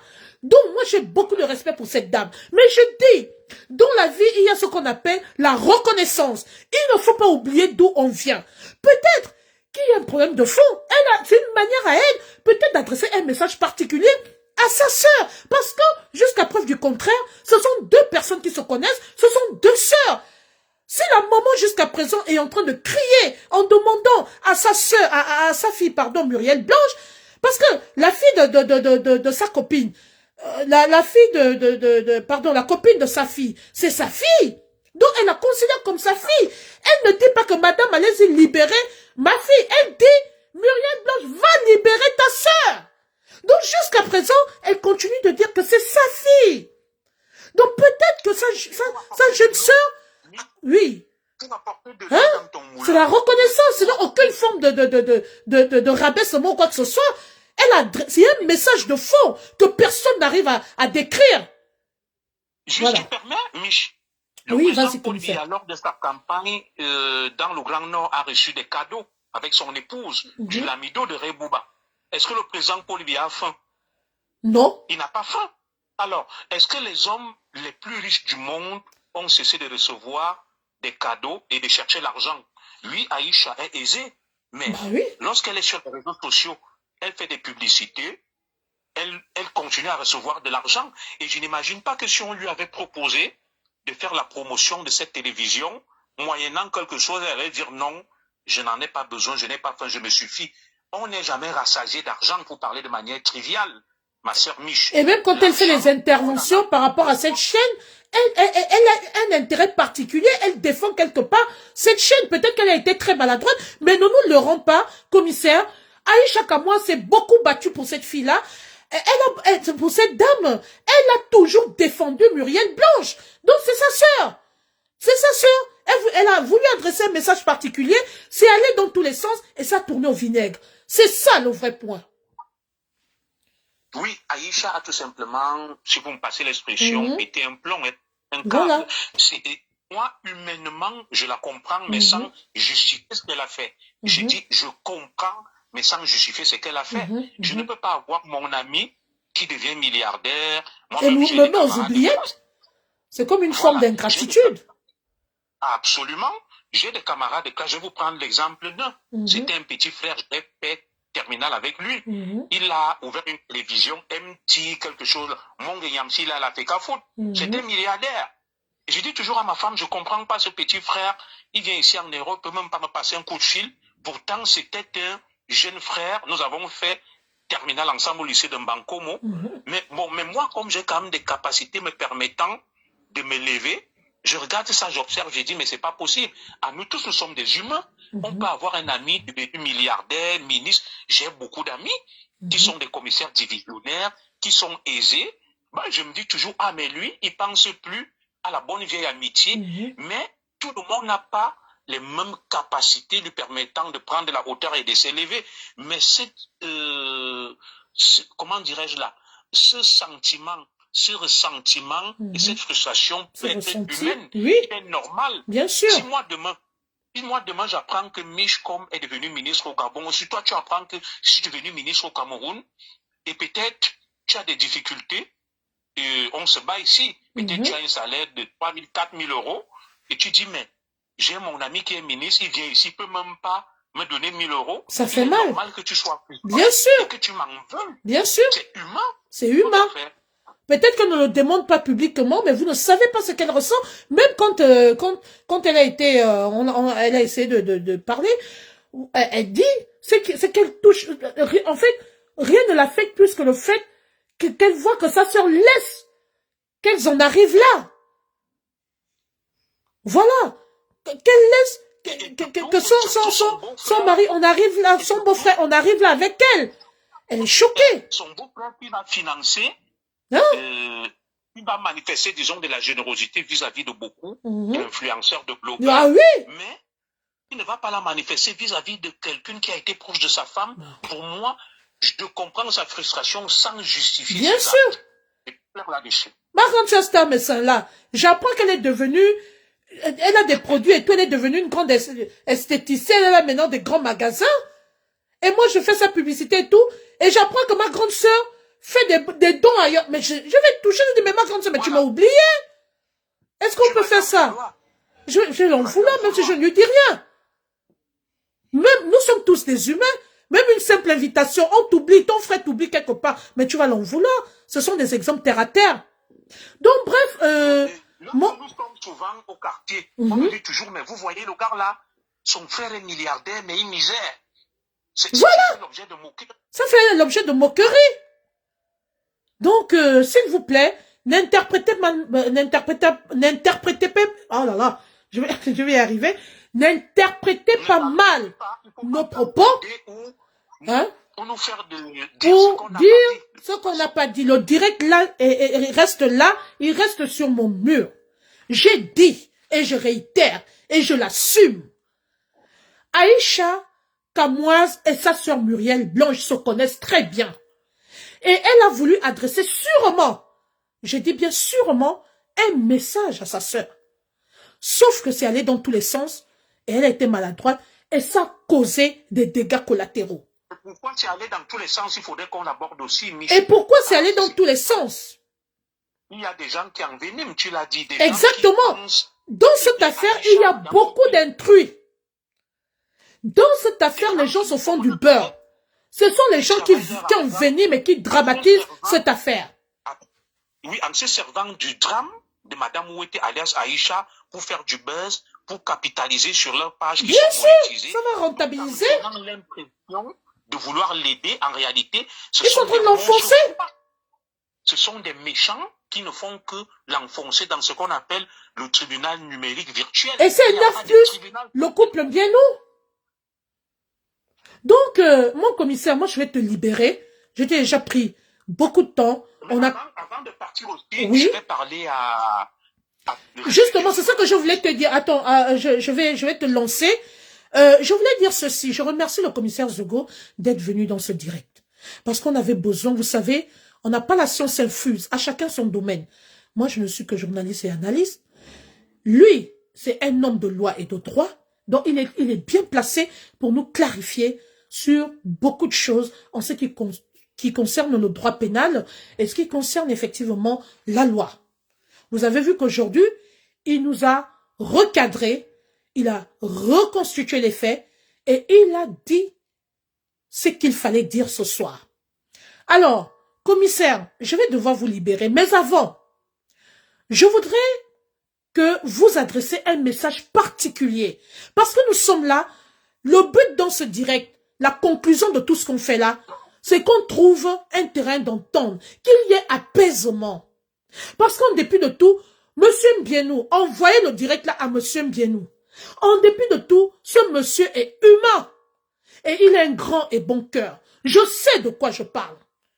J'étais presque à sa porte. Et je sais qu'il doit être au courant que je cherche à le contacter. Quand je fais le tour de tout son entourage, on dit qu'en principe, il est à bout. Et c'est une situation qu'il a supportée pendant longtemps. Mais c'est la goutte d'eau qui a débordé le vase. Et jusqu'à lundi, il avait accepté de retirer la plainte. Niet était l'autre côté, l'équipe adverse, la partie adverse, qui a décidé de ne pas respecter ce qu'il avait proposé. Lui, pour lui, il allait retirer la plainte. Donc, Monsieur Mbienou, s'il vous plaît, je vais demander au commissaire Zogo de vous passer un message particulier. Les découpeurs des vidéos, prenez cette partie, vous allez donner à Monsieur Mbienou et à sa femme. Muriel Blanche, moi, je suis Mitch Comeven. D'accord? Journaliste gabonaise, je suis ce que vous faites. Vous n'êtes pas une personne méchante. J'ai vu les actions sociales que vous avez posées. Mais vous êtes une personne décisive. C'est-à-dire, quand vous en avez marre, on ne peut plus vous arrêter. Quand vous décidez, c'est très difficile de refaire volte-face. Et c'est ce qui fait que même quand on vous écrit, vous ne répondez plus. Parce que vous avez tellement supporté qu'au jour d'aujourd'hui, vous avez décidé vraiment de vous en foutre, quel qu'en soit le jugement qu'on va apporter sur vous. Vous êtes en mode cabri-mort. S'il vous plaît, Madame Muriel Blanche, je vous demande respectueusement l'apaisement. L'apaisement. Pensez aux bonnes relations que vous avez eues avec votre sœur. S'il vous plaît. La prison n'est pas bien pour les êtres humains. Même à mon pire ennemi, je ne peux pas le lui souhaiter. Vous avez été touché, frustré. Vous avez réagi. On a compris que vous êtes fâché. Mais s'il vous plaît, je vous parle dans un cadre strictement humain. Je vous prie respectueusement de reconsidérer votre décision. Monsieur Mbienou, avec tout le respect que je vous dois, je suis Mich Comeven. Vous voulez me trouver? Je suis là, je suis en France. J'ai ce courage de vous adresser ce message. S'il vous plaît, baissez la garde. Que Dieu apaise votre cœur. Que vous puissiez apaiser la tension. S'il vous plaît. Je comprends que vous avez pris des mesures en tant que non seulement personne physique, mais également personne morale. Vous protégez votre bébé qui est votre chaîne de télévision. Les propos ne vous ont pas plu. s'il vous plaît, reconsidérez votre décision. Je laisse mes propos à votre appréciation et je vous laisse réfléchir. Lorsqu'on se retrouve entre quatre murs, on réfléchit beaucoup plus. La nuit porte conseil. La décision vous revient, mais moi, c'est ma doléance et c'est mon message que je vous adresse. Maintenant, je laisse le commissaire Zogo vous parler. Commissaire, c'est à vous. Quel est le message particulier que vous pouvez adresser au couple Bianou? Et nous allons nous séparer sur cette note. Oui, merci Minch de me permettre, n'est-ce pas, de conclure ce très bel échange qui aura été très dynamique et très interactif. Moi, j'aurais plutôt un message à multiples destinataires. D'abord, je vais m'adresser à ma compatriote et sœur, Madame Bienou, alias Muriel Blanche. Je vais lui prodiguer un petit conseil. Vous savez, ma sœur, il y a un verset biblique qui dit de manière un peu prosaïque que pour vivre heureux, vivons cachés. Et Mich a appelé ça dans notre échange en off la discrétion. Il faut être discret. Parce que chaque fois qu'on affiche son luxe, ça ne peut pas plaire à tout le monde. Parce qu'il y a des gens là qui n'arrivent même pas à s'offrir un seul repas par jour. Et peut-être ça peut lui donner des idées noires et sombres. Qu'au moment où moi je crève de faim, elle affiche un luxe ostentatoire. Ça ne veut pas dire qu'on n'a pas le droit de vivre. J'invite Madame Bienou, alias Muriel Blanche, à faire preuve de sobriété, de discrétion et de s'afficher le moins possible. Parce que là, en s'affichant de cette manière-là, elle s'expose elle-même. D'ailleurs, j'ai cru lire qu'elle a subi des préjudices énormes avec des grossesses extra-utérines, elle a eu à perdre des enfants, elle a subi un choc émotionnel, des membres de sa famille ont été très sérieusement marqués par ces épisodes de cyberharcèlement. Il y va même de sa santé mentale, de son intérêt, d'essayer, n'est-ce pas, de prendre du recul, de s'afficher moins, et peut-être d'entretenir son public, ses followers, sa communauté sur d'autres sujets sans pour autant s'afficher. Moi, je suis chez moi là, j'ai des singletons, j'ai beaucoup de boissons, des moites et chandons. Si je me mets à les boire là, et peut-être il y a quelqu'un qui n'arrive pas à s'offrir un seul repas chez lui, il y a une forte probabilité qu'il m'en veuille, même s'il ne me déteste pas, et qu'il me souhaite le malheur. Donc, ça, c'est mon message à destination de Madame Bienou, alias Muriel Blanche. Et pour aller un peu dans la même lancée que toi, Mich, qu'elle essaye, n'est-ce pas, de mettre en avant le côté humain, l'humanisme, l'humanité, et de penser au beau moment qu'elle aura passé avec. Sommes que des humains perfectibles.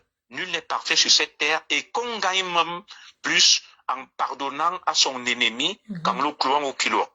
Maintenant, je vais adresser un autre message à destination de Monsieur Mbienou. Monsieur Mbienou Steven est quelqu'un que je ne connais pas, mais nous avions été en contact par personne interposée et je garde une très bonne image de lui. J'ai fait quelque chose sans qu'il m'ait donné une consigne et il a vu et il m'a remercié par personne interposée. Et de par cette petite relation que nous avons eue par personne interposée, c'est quelqu'un que je puis, n'est-ce pas, qualifier de généreux, de bon et d'empathique. Je peux me tromper. Monsieur Mbienou, j'entends et je comprends que vous ayez été indirectement, comment dirais-je, là, rabaissé de par les postures de votre épouse sur les réseaux sociaux et que vous essayez de défendre votre honneur. Mais en tant que chef de famille aussi, essayez de rectifier le tir, de demander à votre épouse de se faire discrète sur les réseaux sociaux. Il en va même de votre propre intérêt, de votre santé mentale, psychique et de celle de votre femme et de votre progéniture et même vos affaires aussi. Vous avez intérêt à ce que votre épouse se calme. Il faut essayer de lui donner des orientations. Vous voyez, moi, Madame Zogo, elle fait pas trop de direct. Lorsqu'il faut qu'elle fasse une sortie, il faudrait que ça soit validé. Ce n'est pas tout simplement parce que je suis un macho ou j'empêche à Madame Zogo de s'épanouir et de s'émanciper. Les réseaux sociaux sont une mare à crocodile. Et lorsqu'on s'expose, lorsqu'on s'affiche, on subit toujours les répercussions et les conséquences. Une fois, j'ai été très en colère contre mon épouse, Madame Zogo, qui avait fait un direct sans mon accord sur la page d'une sœur et d'une amie que j'apprécie beaucoup, qui me respecte aussi, ma sœur Fleur de Lille. La famille s'était unie et nous avons dit à Madame Zogo que ce qu'elle a fait, et nous n'étions pas d'accord avec elle et elle a compris la leçon. J'invite aussi Monsieur Mbienou Steven à jouer son rôle de chef de famille, à essayer, n'est-ce pas, de protéger sa progéniture, sa fratrie et sa famille en demandant à son épouse d'essayer d'être discrète, pas de se retirer des réseaux sociaux, mais d'être discrète, de ne pas être ostentatoire, exhibitionniste et de s'afficher à outrance. Et je donnerai un autre conseil à tous ceux qui jouent les Robins des Bois, croyant défendre Madame Ouete alias Aïcha Kamoise, mais qui sont plutôt en train de l'enfoncer, sont plutôt en train de la conduire vers les abîmes, parce que même si Monsieur Mbienou Steven avait l'intention d'œuvrer pour la conciliation, un arrangement, il ne peut que se radicaliser par rapport à ce que j'appelle un barreau d'honneur. Oui. Son honneur, oui, pour son honneur qui est en jeu. Les gens veulent le défier et cela dessert énormément la cause de notre sœur Aïcha Kamoise, de son vrai nom, Madame Ouete. Et je ne sais pas si dans la famille de Madame Ouete, il n'y a pas de personnes ressources susceptibles de frapper le poing sur la table et de demander à tous ceux qui veulent profiter de ce conflit entre Madame Ouete alias Aïcha Kamoise et sa sœur Muriel Blanche pour envenimer, pour mettre de l'huile sur le feu tout en faisant semblant de plaider pour sa cause, d'arrêter. Il faut qu'on leur demande d'arrêter et de permettre à ce qu'il y ait une issue favorable pour tout le monde dans cette affaire. Aïcha Kamoise elle-même, si elle m'écoute, je lui donne ce dernier conseil. Elle est une consoeur, elle est une collègue. Nous sommes tous des blogueurs, des lanceurs d'alerte, des influenceurs. Mieux vaut un mauvais arrangement qu'un bon procès. Mieux vaut une mauvaise paix qu'une bonne guerre. Il n'y a jamais de bonne guerre, il n'y a jamais de bon procès. Et je l'invite également à afficher profil bas, à ne pas écouter ce que les avocats sont en train de lui imposer comme démarche. Et les avocats, ce sont des commerçants qui travaillent leur argent. Je vais vous raconter une petite histoire. Lorsque j'ai eu des problèmes, et c'est par là que nous allons chuter et sortir, dans la police, j'ai pris un collège d'avocats. Ils étaient à peu près 5. Et je payais leurs honoraires. Hein. L'avocat, il ne travaille pas pour rien. Et il faut payer ses honoraires. C'est un commerçant qui doit déclarer ses impôts. Et qu'on sache que, comme Aïcha là, il y a une première procédure qui consistait à la défendre lors, n'est-ce pas, de son interpellation et de sa garde à vue. Elle doit payer les honoraires de cet avocat. Maintenant, si jamais elle est placée sous mandat de dépôt et que l'avocat décide d'engager une deuxième procédure pour obtenir sa liberté conditionnelle ou provisoire, c'est une deuxième procédure. Elle devra également payer les honoraires de l'avocat. Alors, les avocats sont dans leur rôle de t'amener à rallonger, à prolonger la procédure afin qu'ils puissent engranger le maximum de profit possible. Alors, mes avocats, qu'est-ce qui s'est passé? Lorsque j'ai été révoqué injustement la police, ils m'ont rassuré qu'on va te défendre, on ne va jamais, on va te rétablir et tout, jusqu'à ce que le pire arrive. Quand le pire est arrivé, ils ont tenu un autre discours, ils m'ont dit, bon, maintenant le pire est arrivé, on va se battre pour autre chose. Et dans tout ça, ils me facturaient des honoraires. Et c'est Aïcha Kamoise, de son vrai nom, Madame Ouete, qui, à la limite, subit le préjudice et paye les pots cassés pour parler comme au quartier. Les petits-enfants sont abandonnés à eux-mêmes. Ces activités sont arrêtées en stand-by. Et son image a été sérieusement écornée, quoi qu'on dise.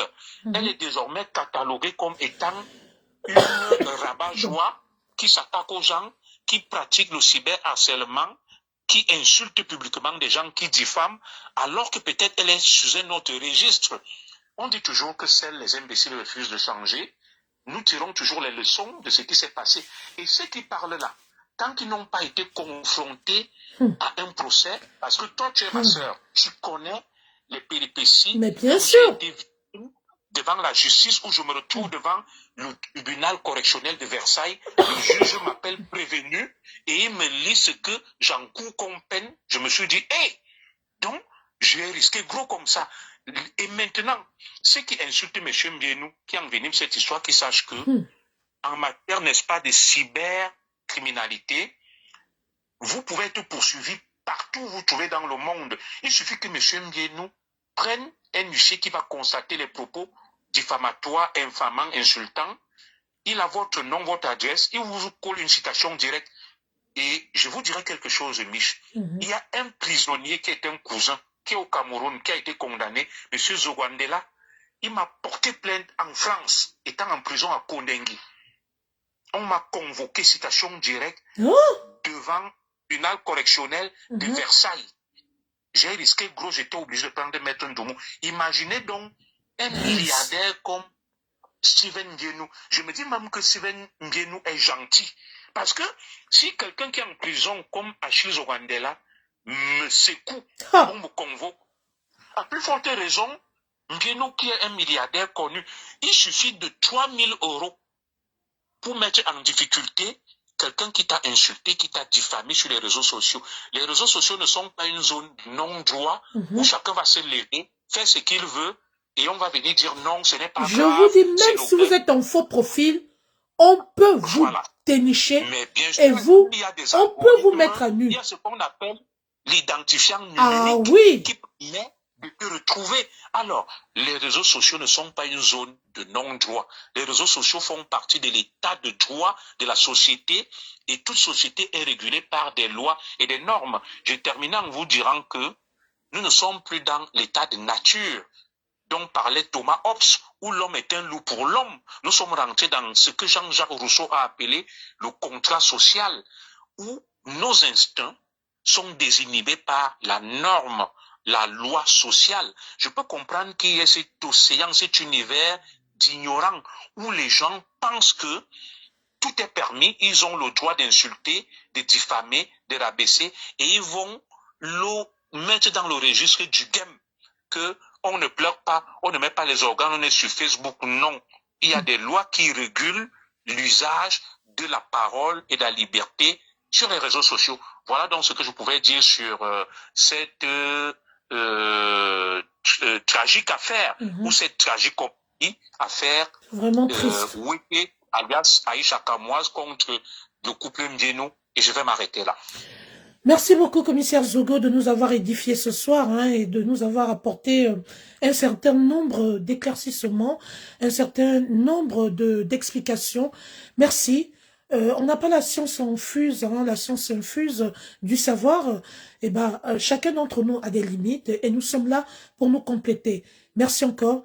Excellente soirée à vous. Le message. Juste avant de partir, oui. Il y a un Jackie Fourche là.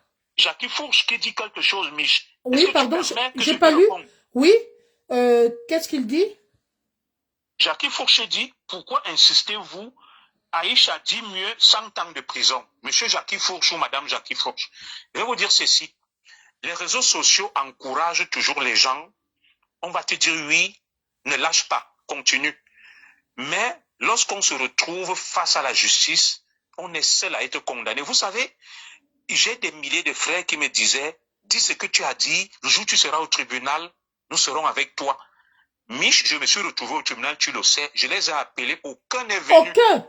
On dit toujours que la lecture de l'heure se fait... retrouver seul. Ceux qui sont là, ils sont chez eux au chaud, tranquille, au calme.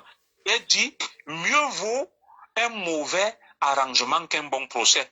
Ce qui encourage Aïcha à se radicaliser, à dire non, quand elle va se retrouver placée sous mandat de dépôt, ce sont les mêmes qui vont se moquer d'elle, qui vont la tourner en ridicule. Je m'excuse d'avoir confisqué le crachoir, d'avoir été presque atteint de logorée, mais je sais que tu me supportes, tu sais que je parle beaucoup. Je vais m'arrêter définitivement cette fois-ci. Et merci de m'avoir permis de répondre à Jackie Fourche.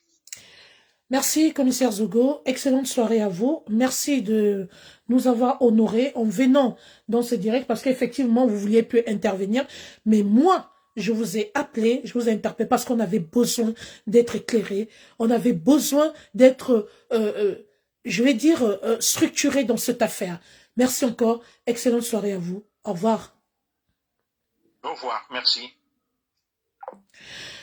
Voilà. Qui commence bien, finit bien. Tout a été dit. Tout a été entendu. Les analyses ont été faites. Nous avons pesé le pour et le contre. Les messages ont été adressés. Moi, personnellement, je ne souhaiterais jamais le malheur à Aïcha Kamoise. Parce que ce qu'elle vit en ce moment est très difficile.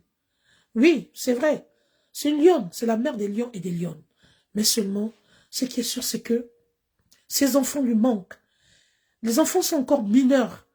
Même si elle a dit qu'elle ne signe pas cet engagement, ce document, moi je pense à ses enfants.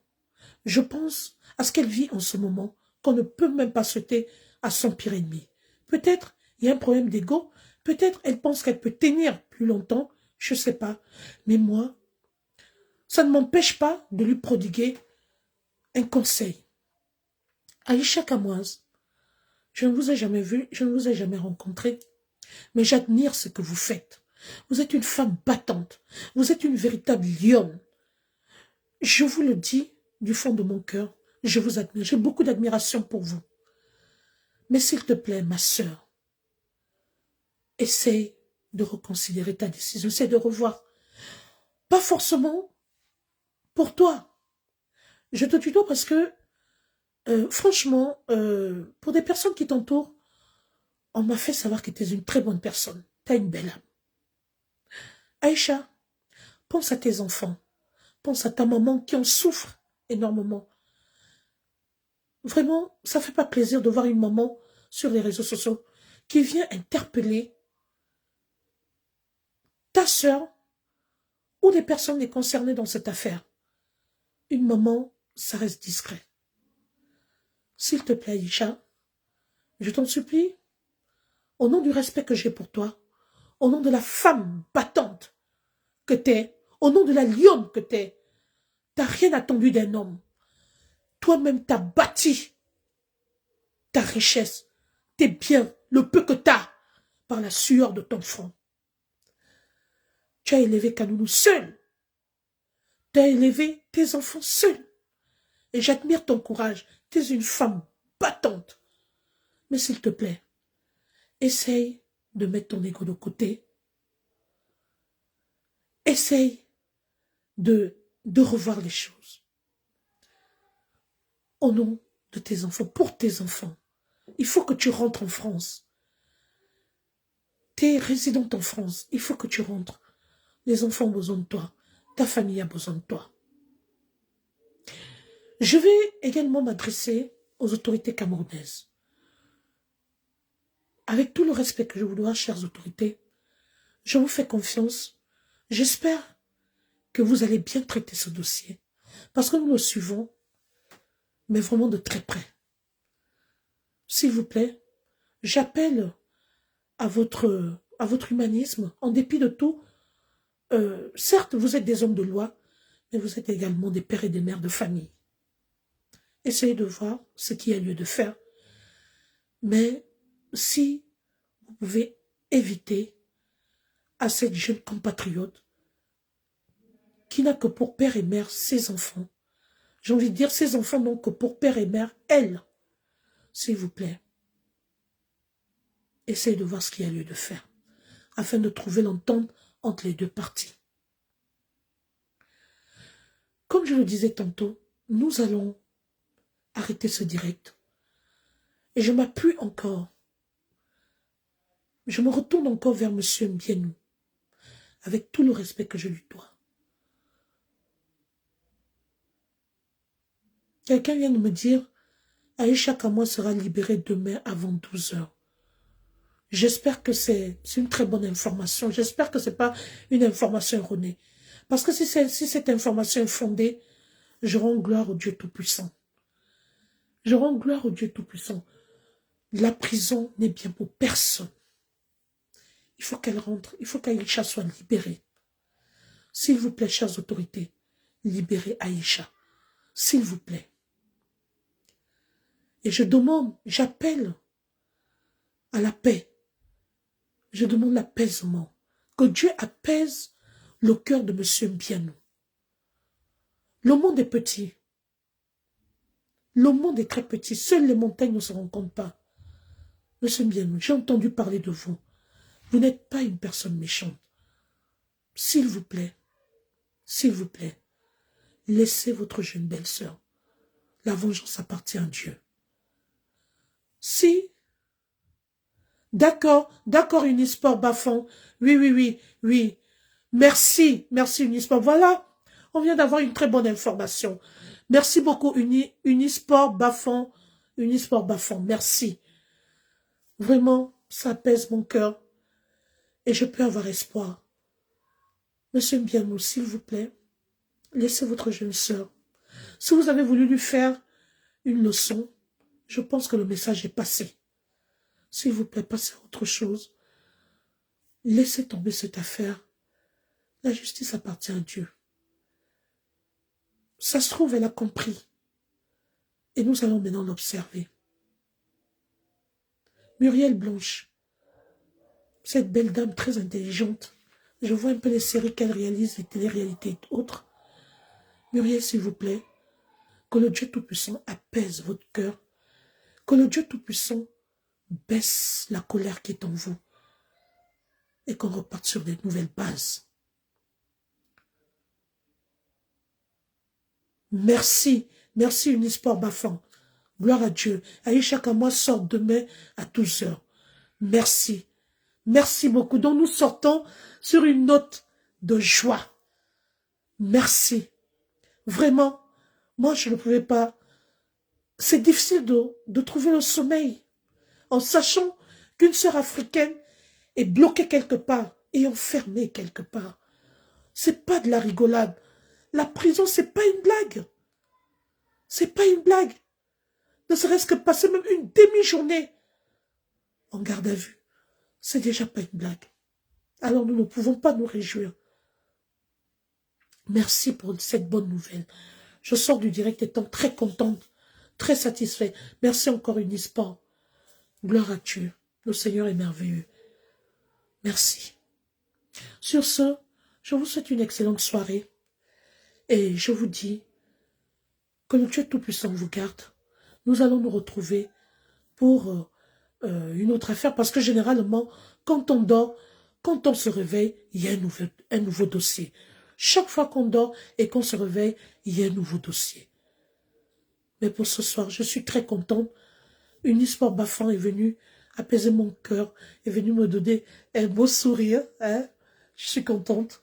Si Aïcha sera dehors, je suis vraiment contente. Gloire à Dieu. Parce que sa place n'est pas là-bas. Et c'est une mère d'enfant. Même à son pire ennemi, mes frères et sœurs, on ne peut pas souhaiter la prison, même à son pire ennemi. Je suis sûre que si Aïcha serait descendue même à Konengi, M. Mbianou n'allait pas avoir la paix. Il devait avoir des regrets. Peut-être ne pas venir nous le montrer sur les réseaux sociaux, mais il devait avoir des regrets. Parce que c'est la pire des choses qui puisse arriver dans la vie d'une personne. Mes frères et sœurs, on préfère même le bruit qu'Aïcha nous fait sur les réseaux sociaux tous les jours. On a toujours besoin des autres. On se complète. Si vous cherchez Mich comme 25-6 jours, vous commencez à me chercher. Si on vous dit là qu'il m'est arrivé quelque chose, personne ne va se réjouir. Donc s'il vous plaît, nous nous complétons. On fait notre bruit sur les réseaux sociaux. C'est ça, c'est ça. Le monde est fait de tout genre de personnes. Mais on ne peut pas souhaiter le malheur aux autres. Cette fille se bat. Ses enfants n'ont qu'elle. Alors on ne peut pas accepter ça. Voilà, merci encore. Unisport Bafan est venu changer le climat, l'atmosphère. Je suis contente. Vraiment, je suis contente. Et j'espère que demain, ça va se confirmer, qu'on pourra enfin voir Aïcha dehors. Merci encore au Dieu Tout-Puissant. Je rends gloire au Dieu Tout-Puissant. À lui revient la gloire et la puissance. Excellente soirée à tous. Au revoir.